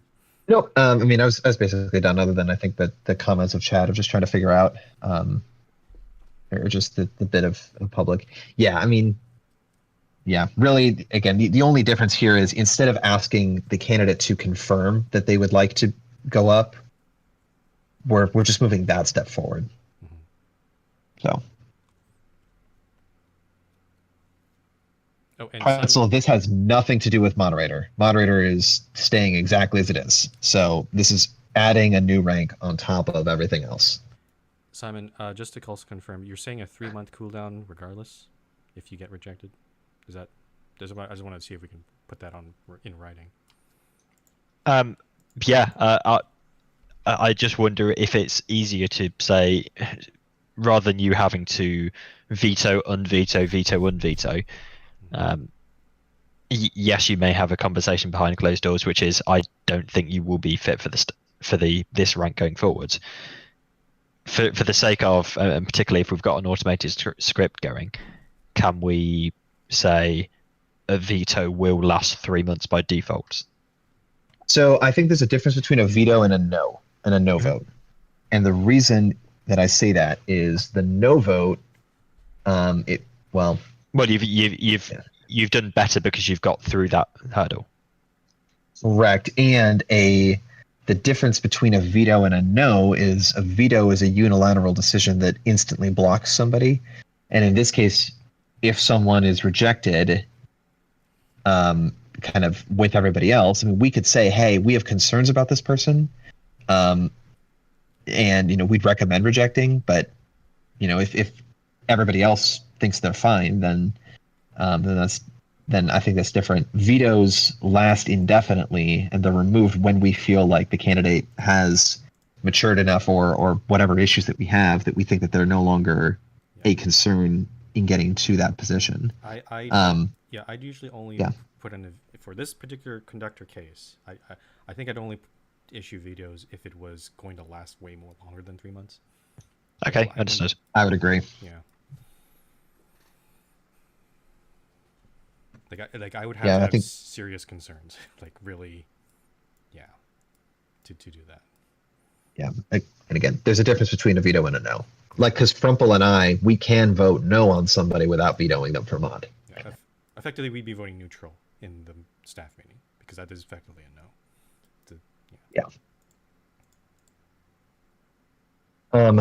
So I suppose the next question then, and I'm happy with all of this so far. What is the criteria? Is it a simple 50% of yeses? Are we even going to do a neutral and no, or should it just be yes, no? So my thought is, because there's going to be so many involved, that we do it as a bulk thing. And how do you mean by bulk thing? Sorry. So essentially what that would mean in this case is it's back to kind of one of my old consent agenda models. And what that means is, because we literally just have a list of people and it's not like a big long, like, Frumple and I will probably look over the app, or whoever's involved in looking at applications, depending on what questions we ask. We would, if the application itself is pretty straightforward and doesn't need a whole lot of review beyond just a quick basic check, then, well, hang on, Frumple, I don't think we've gotten to that yet. We did. Sorry. Yeah, I thought a veto for one implied a veto for the other. So a veto for conductor implies mod, but does a veto for mod imply a veto for conductor? No. Kitty's just asking about separate categories. We agree that there's going to be mod vetoes and there's going to be category vetoes, conductor vetoes, which implies mod vetoes, right? Okay, but but mod veto does not imply conductor veto. Yes. Yeah. Yeah. Okay. That makes sense. What I put in the minutes is no failed conductor applications for the past 3 months. This category applies if the candidate passes the veto phase but fails a GSM vote, and then no active conductor vetoes. Yeah. Okay. But anyway, so the thing that, okay, so back to my comment on the whole bulk thing. So basically, what that would mean is, so ideally, what I would, at least for the first little bit, while it's a bigger thing, we get it distilled down to it's a list. And, the list of names, here's all the people who have applied and passed the application stage, and none of these people have vetoes. Here's the list. Is there anyone who we need to talk about that anyone has concerns over that we need to pull from this list? I'm not a fan of that because once again, that's going to the majority of people that apply are getting it. So, and we've already said that only a small subset of people will. So it's either that, or we have to do a ballot for everybody on the list. And ballot plus arguing for mod, it already takes about 15 minutes a person to do that. I suppose the other question is, can we do a simple, almost a hybrid between the two? If we are closing submissions a week before, can we do a simple poll in a mods channel? People will vote yes, no in mods. We can then do a consent for the ones that have got overwhelming support, and the ones that are more in the middle we can discuss.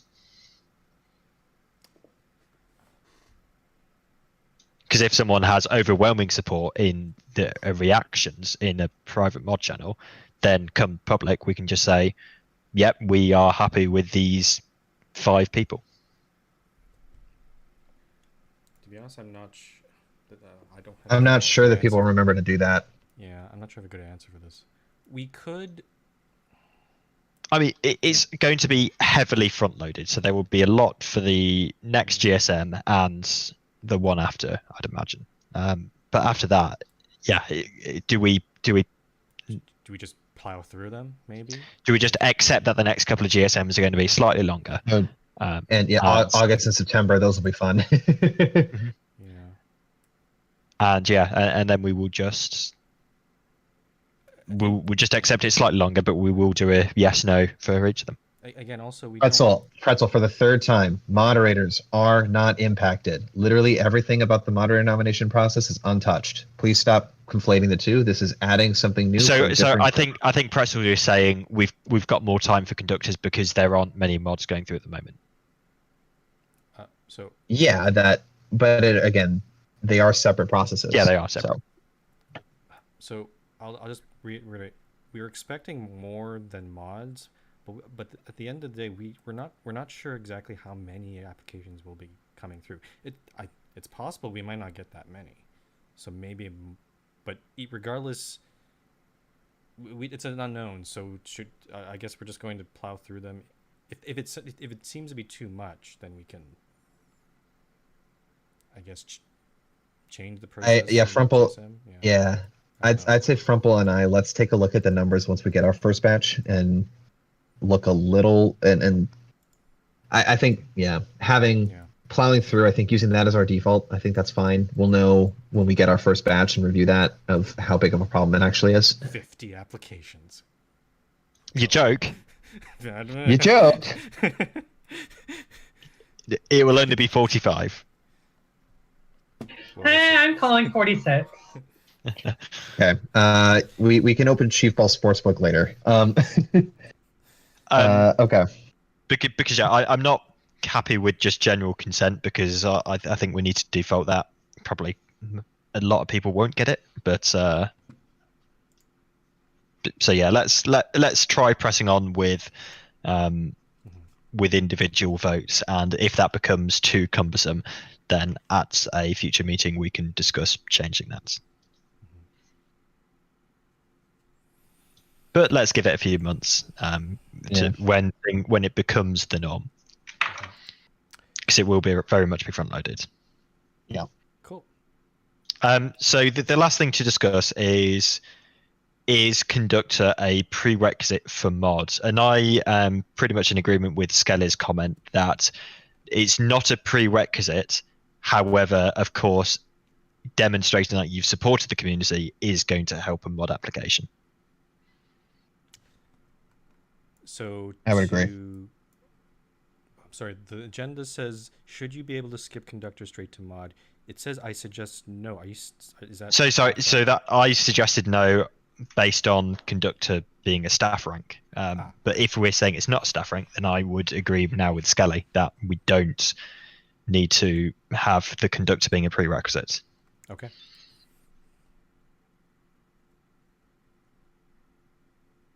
But of course, if you've done it for a couple of months, it's going to help your case. It will be immensely helpful, but not required. Mm-hmm. Is that second point relevant? How do you go from conductor to mod? I think regular nomination, regular process. Normal mod, yeah. Just normal process. Okay. Yeah, that was more going to be slightly. Yeah, it may be slightly streamlined or expedited because a lot of the, a lot of the criteria apply to both. But I think it would just be the same process. So just to conclude this whole promotions part of it, then we're saying mod is completely untouched, including the prerequisites. You can be a trustee and apply and be considered for mods. Then for conductor specifically, it's going to be an application that the person makes to be submitted at least a week before the GSM. In that week between submission deadline and the GSM, Frumple and Chief will review them and choose who of those they are going to veto, if any. The remainder that aren't vetoed will be put onto the GSM agenda and will be voted on. Same vote style as moderators, yes, neutral, no.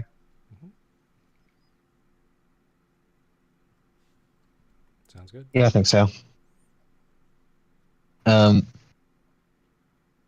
Logistical item, who goes first?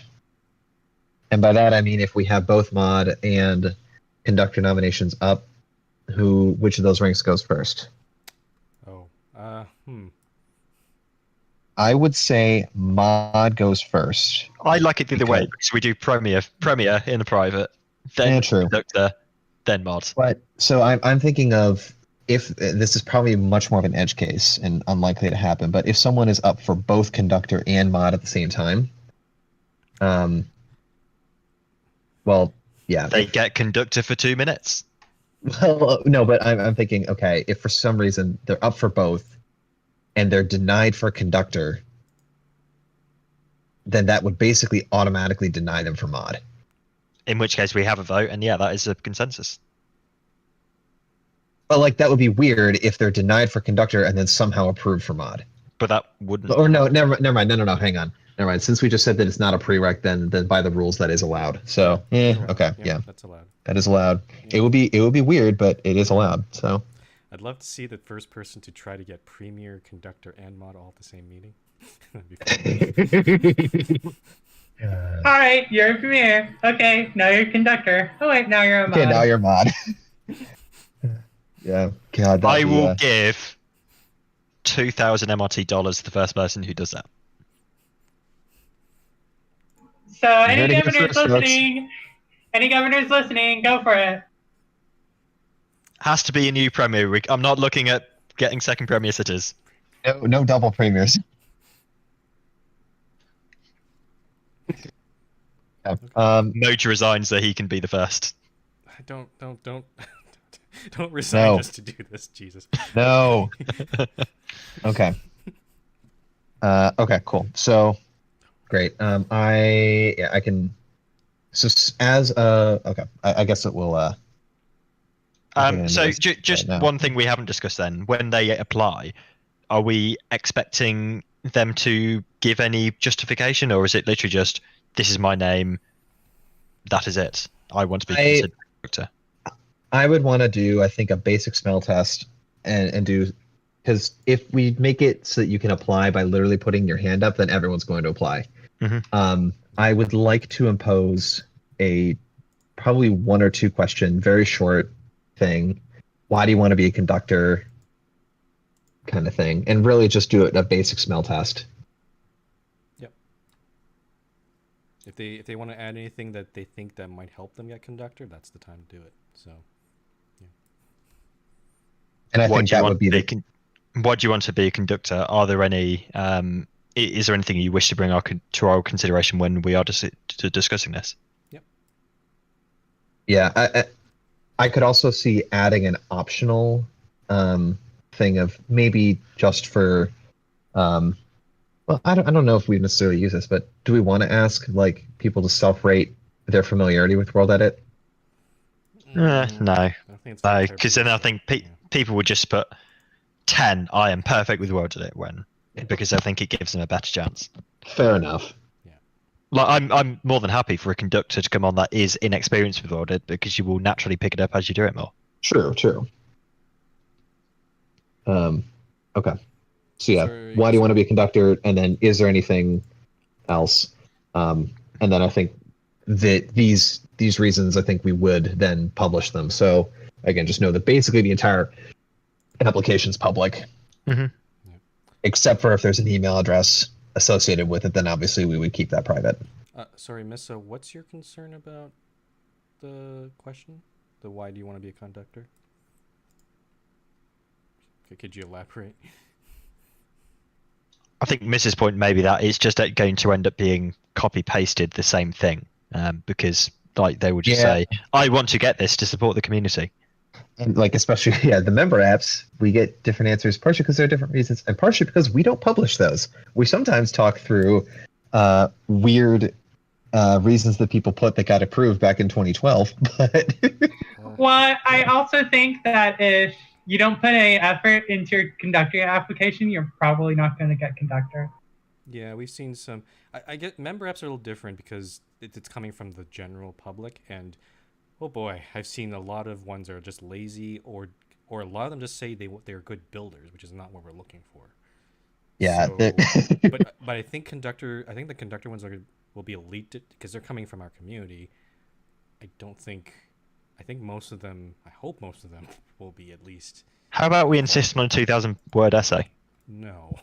No, that's long. But Here's a yeah. Oh, go ahead, Sil. here's a thought that I had. If a moderator resigned or got demoted for inactivity, would they get conductor? So if it's inactivity, then no, you're not eligible. Because part of the eligibility requirements for conductor is that you're active. I think people can, if someone was being denoted, they could request to go to conductor. Yeah, they should have that option, I think. Yeah. If they feel like, especially if they feel like they don't have enough time, but they might still or they don't want all this rule responsibility, I guess. I think, voluntarily stepping down, I think to conductor is a valid option. I would say if it's a forcible thing because of inactivity proceedings, then I would say then that option's not available. But generally speaking, yes. And so I would say the conductor privileges would be subject to the same inactivity review proceedings.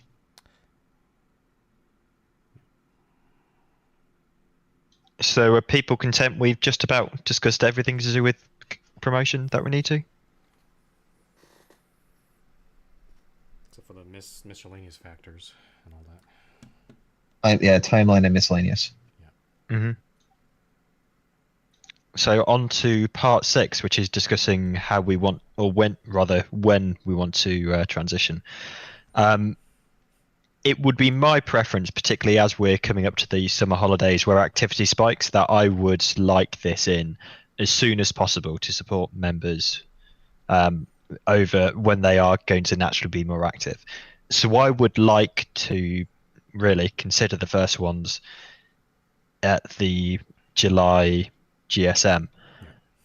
I think realistically we're not going to have all of the processes, particularly if we're doing a fully automated form, but I would be willing to just put a temporary form and do the manual actions behind the scenes until a permanent form could be created.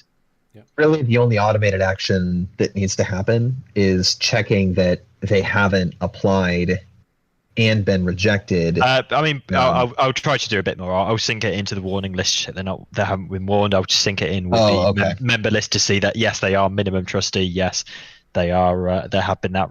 They were more recent than 3 months ago, but initially, it can be just manual.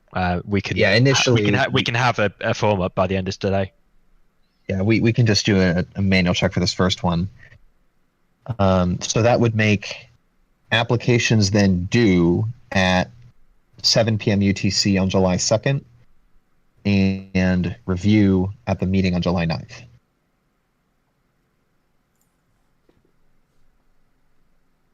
So sorry, say that again. Yeah, so July 2nd is when applications are due.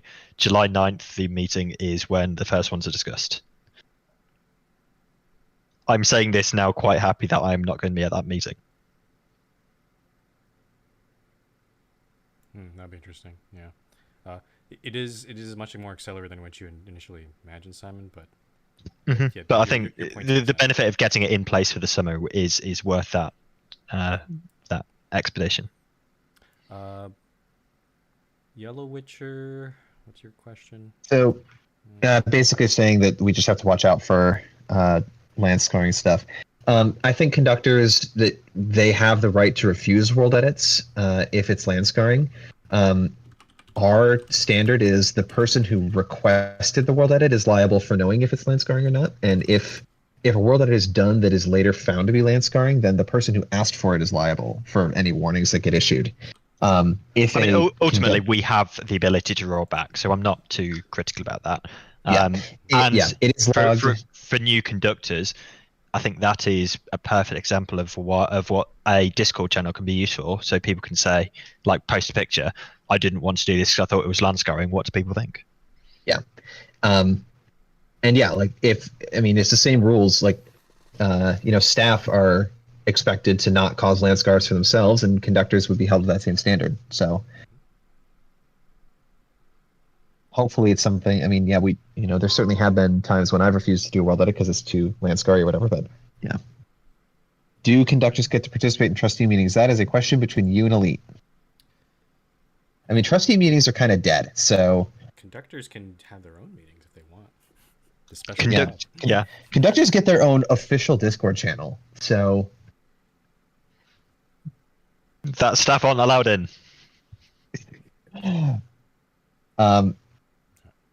Okay.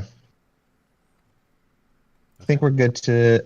So the answer to that question is then yes. So great. In that case, I will just for the minutes. I will have a form ready by the end of today.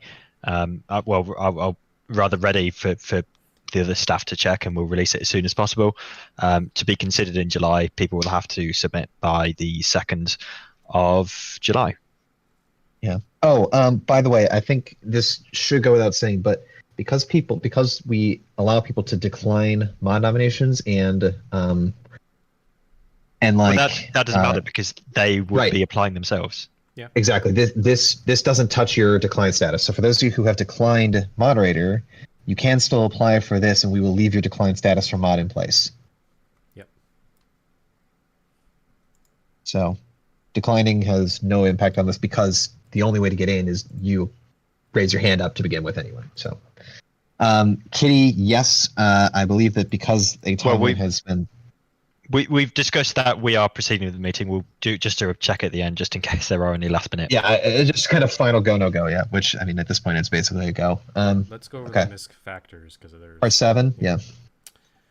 Rank color.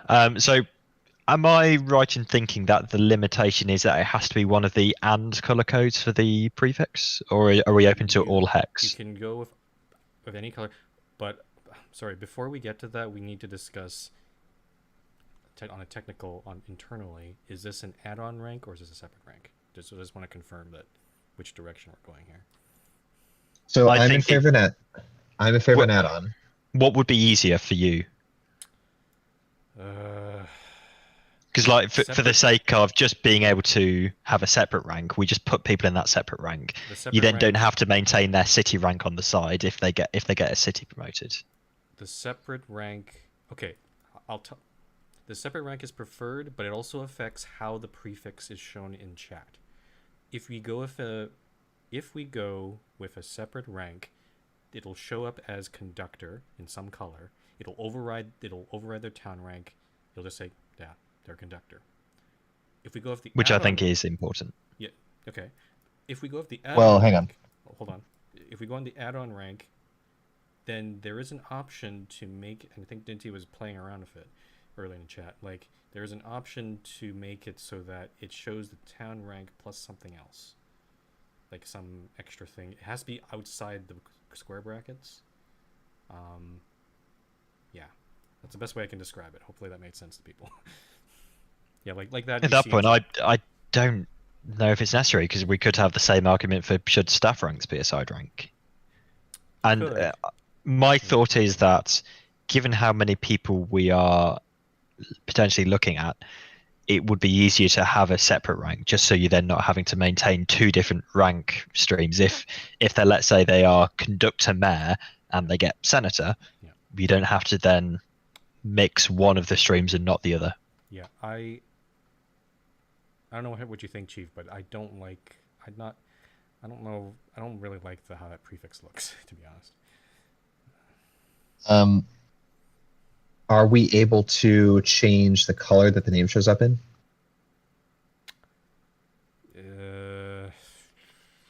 I don't know. I don't, and also I think that would also look really weird too. I think it's important for them to show up specifically as, or it definitely needs to say conductor in chat and then /who, so people know who they can reach out to give them Yeah. a service. Yeah, I think once again, it's like, while it's not a staff rank, it's still like quote unquote above the regular ranks. And I think just having it to the side or just like another modification on like their town or city rank or whatever will just like make things not as clear. And it might cause confusion, especially with newer members. So if we go with it's a separate rank thing, because that we essentially decided that that's how it's going to have to work with homes and NPCs for setting a limit, so that they can have an objectively higher limit. Well, not necessarily, because it than- could override the other one. Well, but we definitely don't want to. We never want it to be the case of like you are a governor and then you join a conductor and now your home limit is lower. Like that makes no sense. Yeah. Just to be clear, if we go with the separate rank, we have to set a limit at the conductor rank, and that'll override everything else. Whatever. Right, which is why we had that argument and landed at 30 being the home limit for conductors. I think we're okay with that. So yeah. So in that case, then that leans more towards the conductor rank being separate. I think it would. This is also kind of, there's still the unknown of how many are there and what's the density of conductors going to be. And I think if we do intentionally make it selective, then that's not going to be a big deal. If we make it something that is a wide net, then chat will be, it's back in the old world days where 2/3 of the chat was trusted. So well, you could also argue for the other way too, because if most people are conductors, you'll just see a whole bunch of C's there, right? Like right, and then it's not that intrusive. No, but, I'd say it's more intrusive that way. That's a lot of C's that don't really mean anything, right? Like true. Oh. I like and once again, this is something that the prefix can be changed in the future. Yes, it will be a bit of effort if we're then changing from a separate rank to side loading, but it's in the realm of possibility to be changed if we decide we don't like it. Yeah, we can change it. It's just been a lot of pain on my end to figure out all the perms and stuff. So shall we go with the simplest implementation, which is a separate rank? And if there are major concerns with that, and once again I mentioned that let's do a review meeting in 3 months anyway, if that is a bugbear, then we can look at it then. Yeah, I'll also note that we do already have a column on the member list for tracking non-staff ranks. Is it on the member list? Yeah, it is. Okay. Just in the notes column. Yeah, so we would use the notes column. Should we we are. Well, we would use the notes column either to note that you are a conductor, or if we add conductor as a rank option in that list, then to note your town rank. At this point, since we're adding, sorry, go Chief. Sorry. Well, as I say, there is a mechanism already in place for tracking those separately. Yeah, but I was gonna say at this point, since we're gonna have mods in a whole some number of conductors, can we just make that a separate column in that member list? Just non-staff rank, premier, instead of putting it in the notes. Yeah, that would make sense to do. The problem, just one caution with that. There's a lot of scripts that use the member list, like member app and your city rank stuff, Simon. So it doesn't take too hard. I just need to change the column reference. Okay. So, I say, and also if you add a column on the end, that's not going to break anything. No. I hope so. It only breaks if you're adding a column in the middle or you're interjecting stuff. It's just weird for non-staff where you're just going to have another blank column. We are adding it to the middle, though. I think it would go before notes, right? But unless there's something that's using the notes, that shouldn't break anything. Yeah, no, nothing uses the notes. Okay, well, I'm just saying, just be cautious. It could. Yeah. But I'll keep my eyes out. Simon knows how to write Google script functions with 19 parameters in them, so. Oh yeah. No one else knows how to read them. Okay. Yeah. Mr. Minecraft is asking, are we going to allow mods to perform rollbacks? No, that's still admin. No, nothing's changing with mod really, except that. Actually, here's just a jury general. I guess the primary responsibilities for mod will really become rule enforcement then, right? Like it's. I mean, that's always been primary. I think we should still be healthy that mods will help out, particularly during busy periods, and if there are no conductors on at the time. Okay. Yeah, So I don't think mod needs to change. It's just that if there's It's rules conductors, great, we have more people. Sure. Yeah, it's rules and governance, and also I think providing some amount of. I don't think we necessarily need to say supervision on conductors, but I think providing that guidance and helping the conductors learn. Mhm. I'd say as mods are available to do that, I would really appreciate them doing that. That certainly helps. Yeah, absolutely. But like, yeah, I mean, mods are the ones who are actually involved in governance procedures, and conductors are not. Okay. Cool. Can we just go back to the misc factors and let's talk about the Yeah. color now? So, but if the whole realm of possibility, like if we have got the full spectrum, I think it was it Spaghet that sort of had a yellowy orange between Premiere and mods. I can't. Someone was posting it earlier. I can't see it in my history now. Yeah, what Foot just posted. I quite like that. How that looks with Owner being There is the darker also red. It's a little hard. there is also the option, like what I have, where my tag has 2 colors on it. I'm not a fan of that. I'm just saying it's an option. Yeah. Can you just show that, Chief, just so we can see it, if you can? Yeah, I'll pop on. Yeah. Simon, the one thing the colors are really close together, so it's for people who are. Gotta switch networks 1 sec. Some people who are very not, I won't say colorblind, but can't discern colors that well, that might become an issue. But they can read the text too, so maybe. Yeah, the text is there, and there'll be a hover over as well, which explains it. Sure. Okay. It's like a peach color. I still think that it might be a better idea to have it be a more distinct color. I think we're trying to. I think Simon's trying to maintain the rainbow. Which I mean, no, not that. I like the rainbow. Not that rainbow ox, but. There was a server that I played on for a little bit before the MRT came online that used rank tag that just was a rainbow in it. Vicky, what other? Was that a super VIP rank? Oh, sorry. No, I don't even remember what it was for.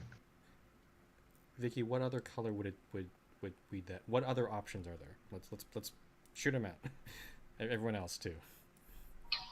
I mean, one thing that's suggested in the agenda is purple, but of course that's the same color as staff chat. So yeah, that was once again going to be if they are a staff member, but they're not. Yeah, that might get confusing. And we can't go with the old color because that would now be senator color. Right. So for folks in game, if this goes through, why is it not going through? It is. We see it. You can't do it through Discord, Chief, because there's a. No. I tried to say hi in Yeah, game. we see hi in game. Yeah, no, we see hi in game. Oh wait, there it goes. I think it's lag. Are you not scrolled down? No, it just but the network was just lagging, so it didn't come back to me right away.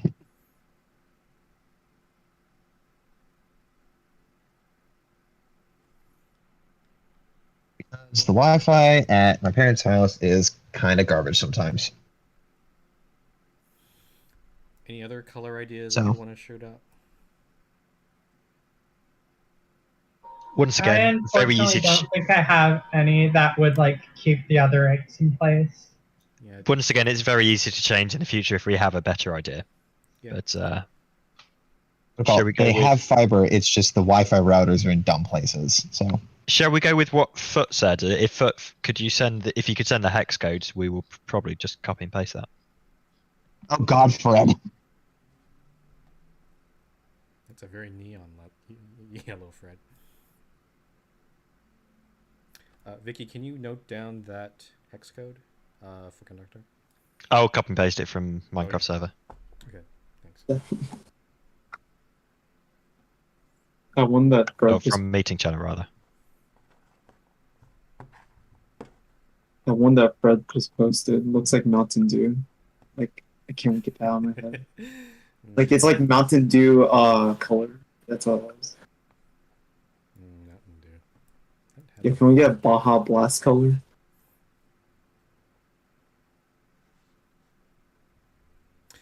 Dinty, we're not changing mod color right now. Yeah, they're very similar. I like that. Like the only other option I could see is if we shift mod admin and owner off, but I don't know. Yeah, like Simon, I like yours. Mine is what Foot said, which I've pasted into the minutes. Okay. It's in Yeah, the minutes, I like so it must be yours. right. Oh God, protocol. No. Yeah, the Mr. Minecraft, the hover, I guess we'll set it up when we do it. I'm guessing We just have to write a couple words. It doesn't really matter. it'll probably be very world edit specific, so yeah. Like probably it'll just say can help perform world edits if asked nicely. Yeah.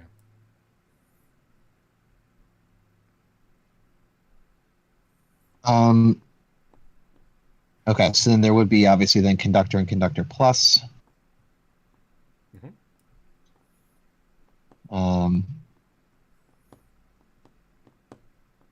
Okay. So the next, I think we've already answered the next one was going to be, do we add them to the AdMod building? But if we're saying they're not staff, then that's going to be a no. Man, They're not staff, so no. If we had decided for staff, all those AdMod building candidates in the staff world would be, well, maybe except Moja's because he has a lot of offices, but mine would definitely. They'd have to get bigger. I suppose the question is, do we want anything like maybe a status board for them? No, that again, if there's a lot, then I don't know if that really would mean anything. I'll build a closet for them in my building. But I mean, I may give a higher. I will build a conductor office within my office. I'd say, or a conductor lounge or something. I think, as I say, I may give a slightly higher rating to AdMod building candidates that have a conductor lounge in them, but.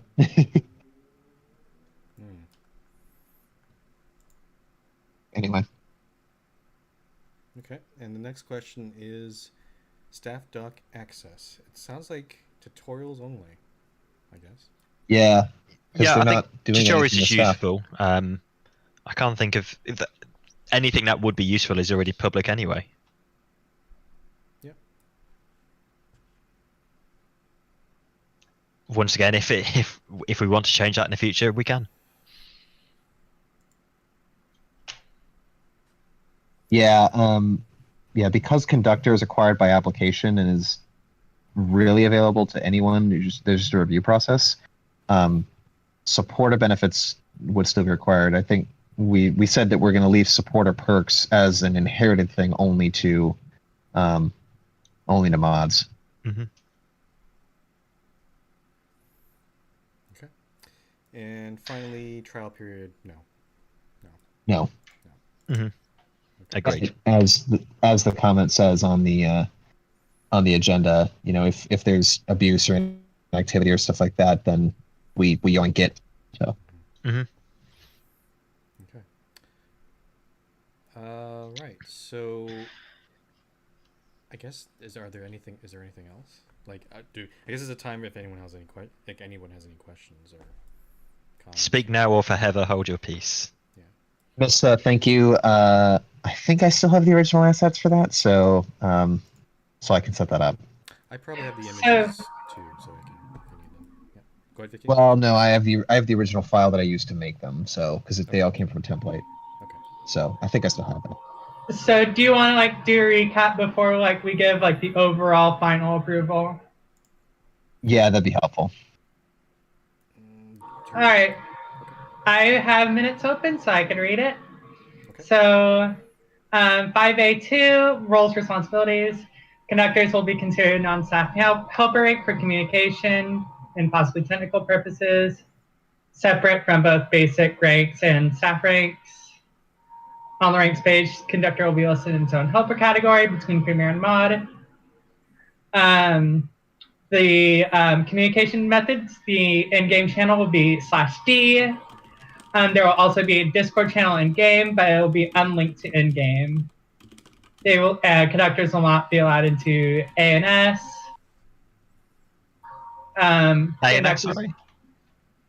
They will not be allowed to into ANS. Sorry. What is ANS? I'm sorry, I might be... The admin channel and the staff channel Admin in and game. staff. With you, sorry, I zoned out for seconds. They're not allowed in ass. Sorry. Ass.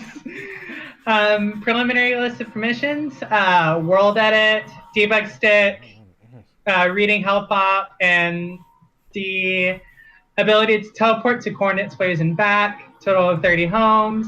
Access to only the tutorials folder and staff docs. Will not have Dynamap or that. Yeah, makes sense to me. No staff channels, no additional speeds. No, supporter perks are not included. Correct.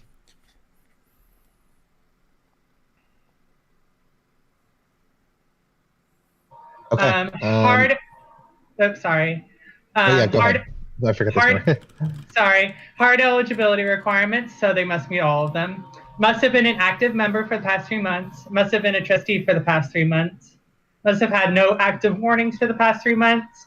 No failed conductor applications for the past 3 months, and no active vetoes. Decline status for moderator has no impact on eligibility.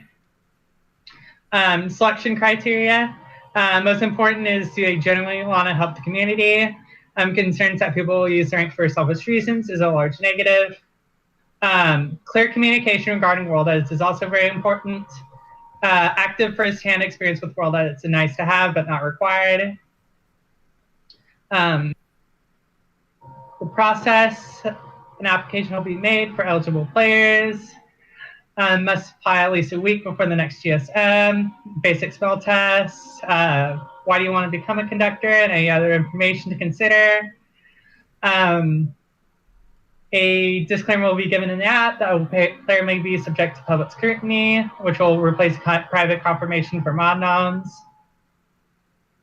There will be an instant veto check by Fumple and Chief, and then everything will be announced publicly after they're done. And then they will be reviewed and voted on at the next GSM in a manner similar to mods. Let's see. Set the expectation that only a select number of people will be conductor. Not everyone will be promoted.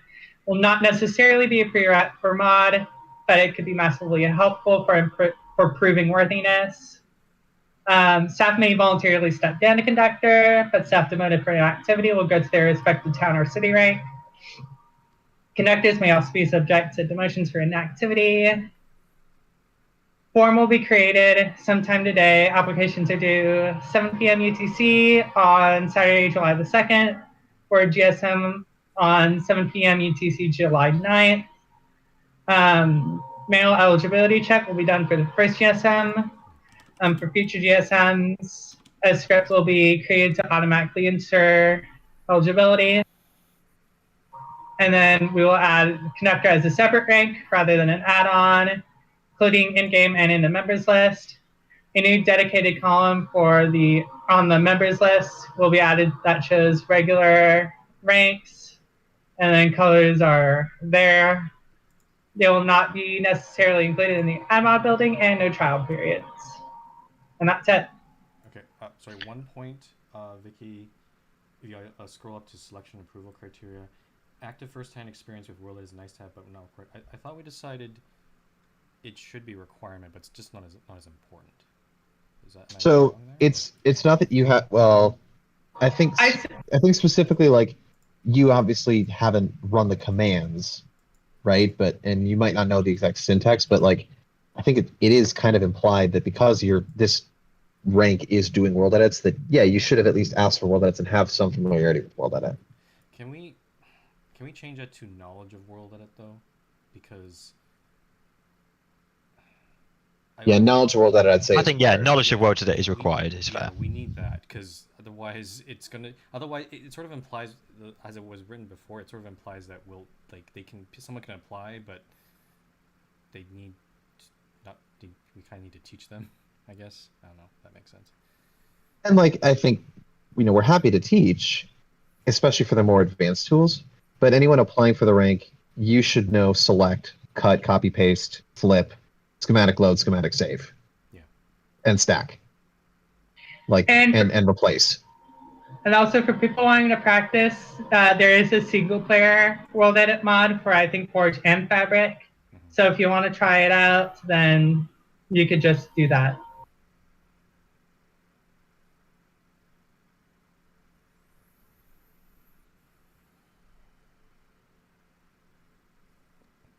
So I think the final thing, is a go no go. Is there any concerns that anyone has of this whole proposal before it goes live?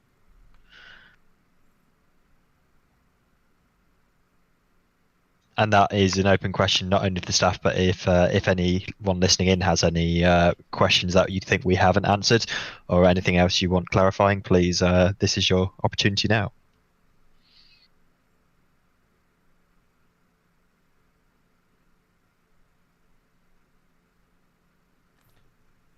Let me ask this. I'd like to ask this question to everyone else. Are you excited that this rank is coming, or do you think it's a good idea? Like, I am personally actually quite excited. It will reduce the workload on staff, which will definitely help us like focus more on like our own projects, including like stuff for the benefit of the server. It'll allow us to like more focus on bigger issues rather than just doing world edits for people. okay.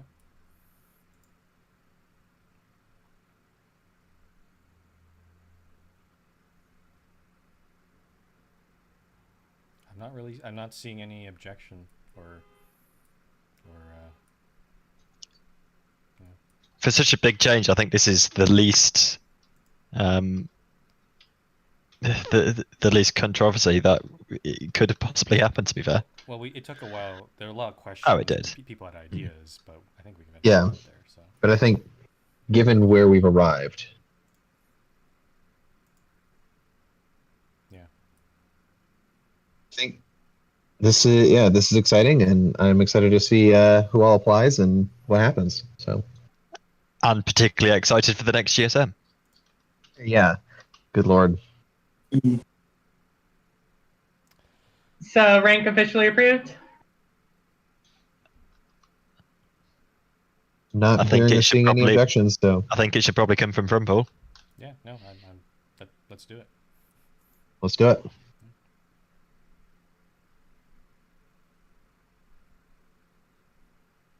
Okay. So I'm just thinking of all the action items. I hate that word. So Simon, you're gonna make the application, and or at least something temporary, not automated yet. I have to set up the rank. At least sometime in the next 2 weeks. It's a lot of world edit permissions I have to add. Yeah. I mean, You copy paste from mod.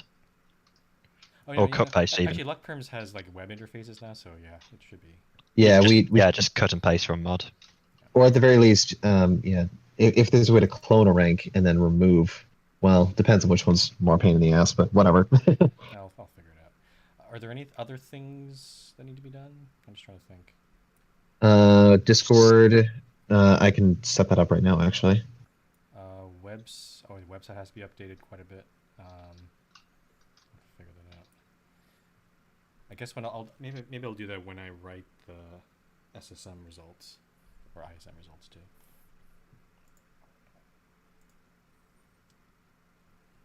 Yeah, I'd say, well, yeah, I would say that because this is such a major change, might make sense to do them separately.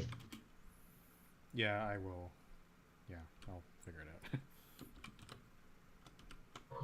out. One thing I will need an admin for is to edit, not necessarily related to conductors, but I am about to release the stations list here in a few minutes. So I will need an admin to edit information to make sure that the station list is on there.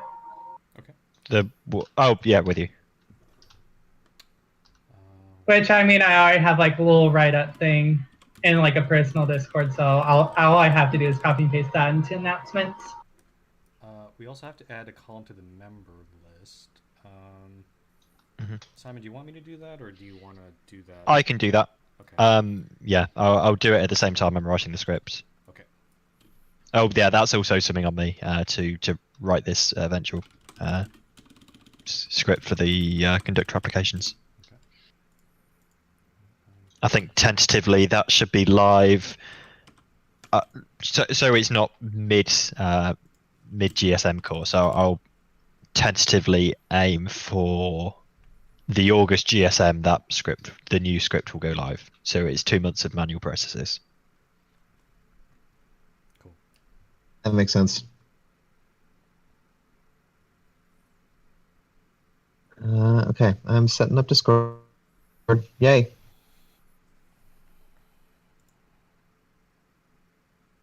Well, I mean, from me, thank you all for your time. I appreciate we're coming here today because I wasn't available for the July GSM, and yeah, thanks all for considering it, and I'm really happy with the end result. So, Yeah. thanks everyone.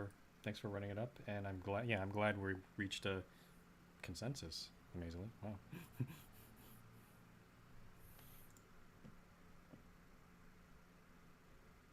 Yeah, leaders, feel free to keep answering questions. Yeah, foot 2. If you have questions, ask them right now. We asked, shoot.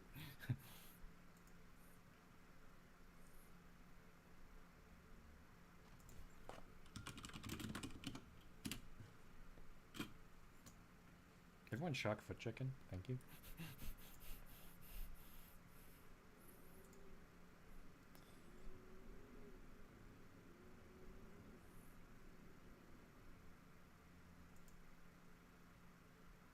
Mr. Minecraft, to be very specific, for now, we're starting with world ed permissions only. There is no other responsibilities that they will have. Ludus, to answer your question, no. The admin building, since this rank is closer to being a helper rank, it's not and less of a staff rank. No.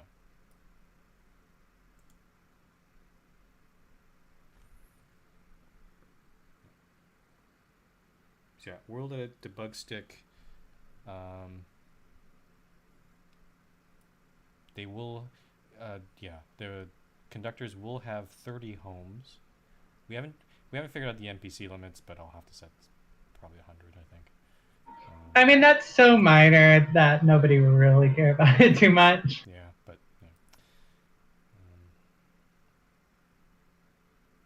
Simon, Dinty's asking if the form will be at least shown to our SS staff, so we can just look it over. Yeah, so the idea is I'll release it for staff to check through before it is released to the public. Okay. So let's say release to the staff tonight. It will be released to the public tomorrow. On 11, no, conductors don't get smite. Mod. Oh yeah, Mega will have to come on to Rink Resort to make a conductor, yeah? Ludus, if conductors want to make their own building, they're certainly happy to. Again, the unknown is we don't know exactly how many conductors will apply and how many of them will get approved. We don't know.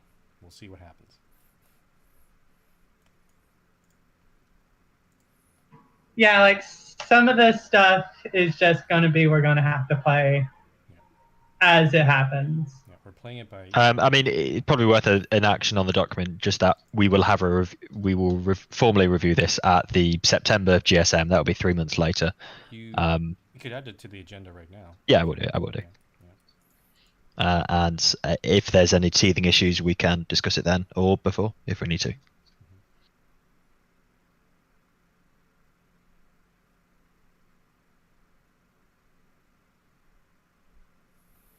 Any other questions?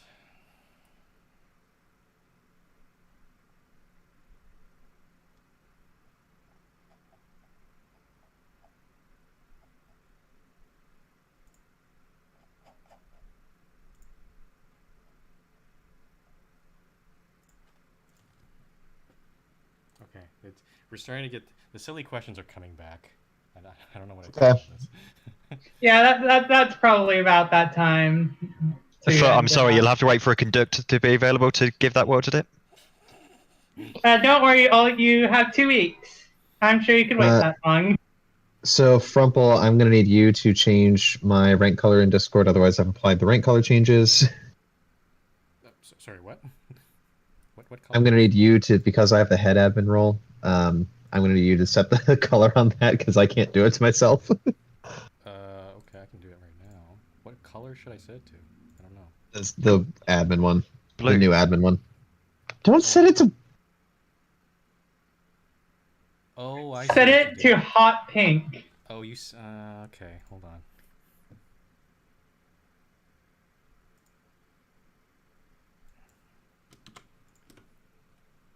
Well, you could just keep that color, actually. I don't know. Yeah, but it doesn't. It clashes with the rest of the rainbow. It doesn't work. Okay, it's saved. There you go. Thank you. It actually, I have to get used to that chain. It does look a little different.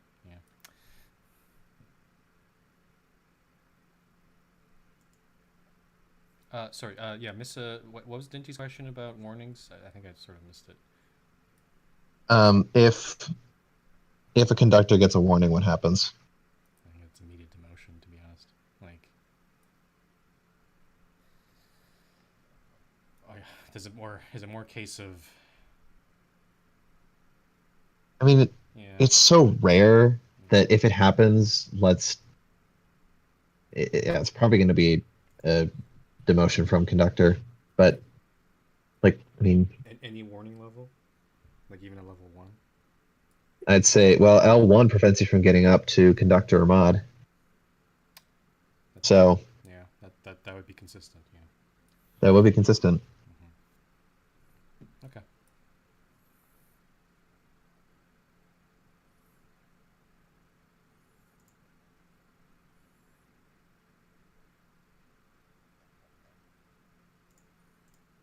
Okay. I think we can bring this meeting to a close. We're done. Yeah. All right. I have the announcement for the station list done, so it depends on when you want me to post it. Whenever you're ready, Vicky. Okay, I'm ready right now. Do it. Done. Okay. Let me end this event. Okay, end this event.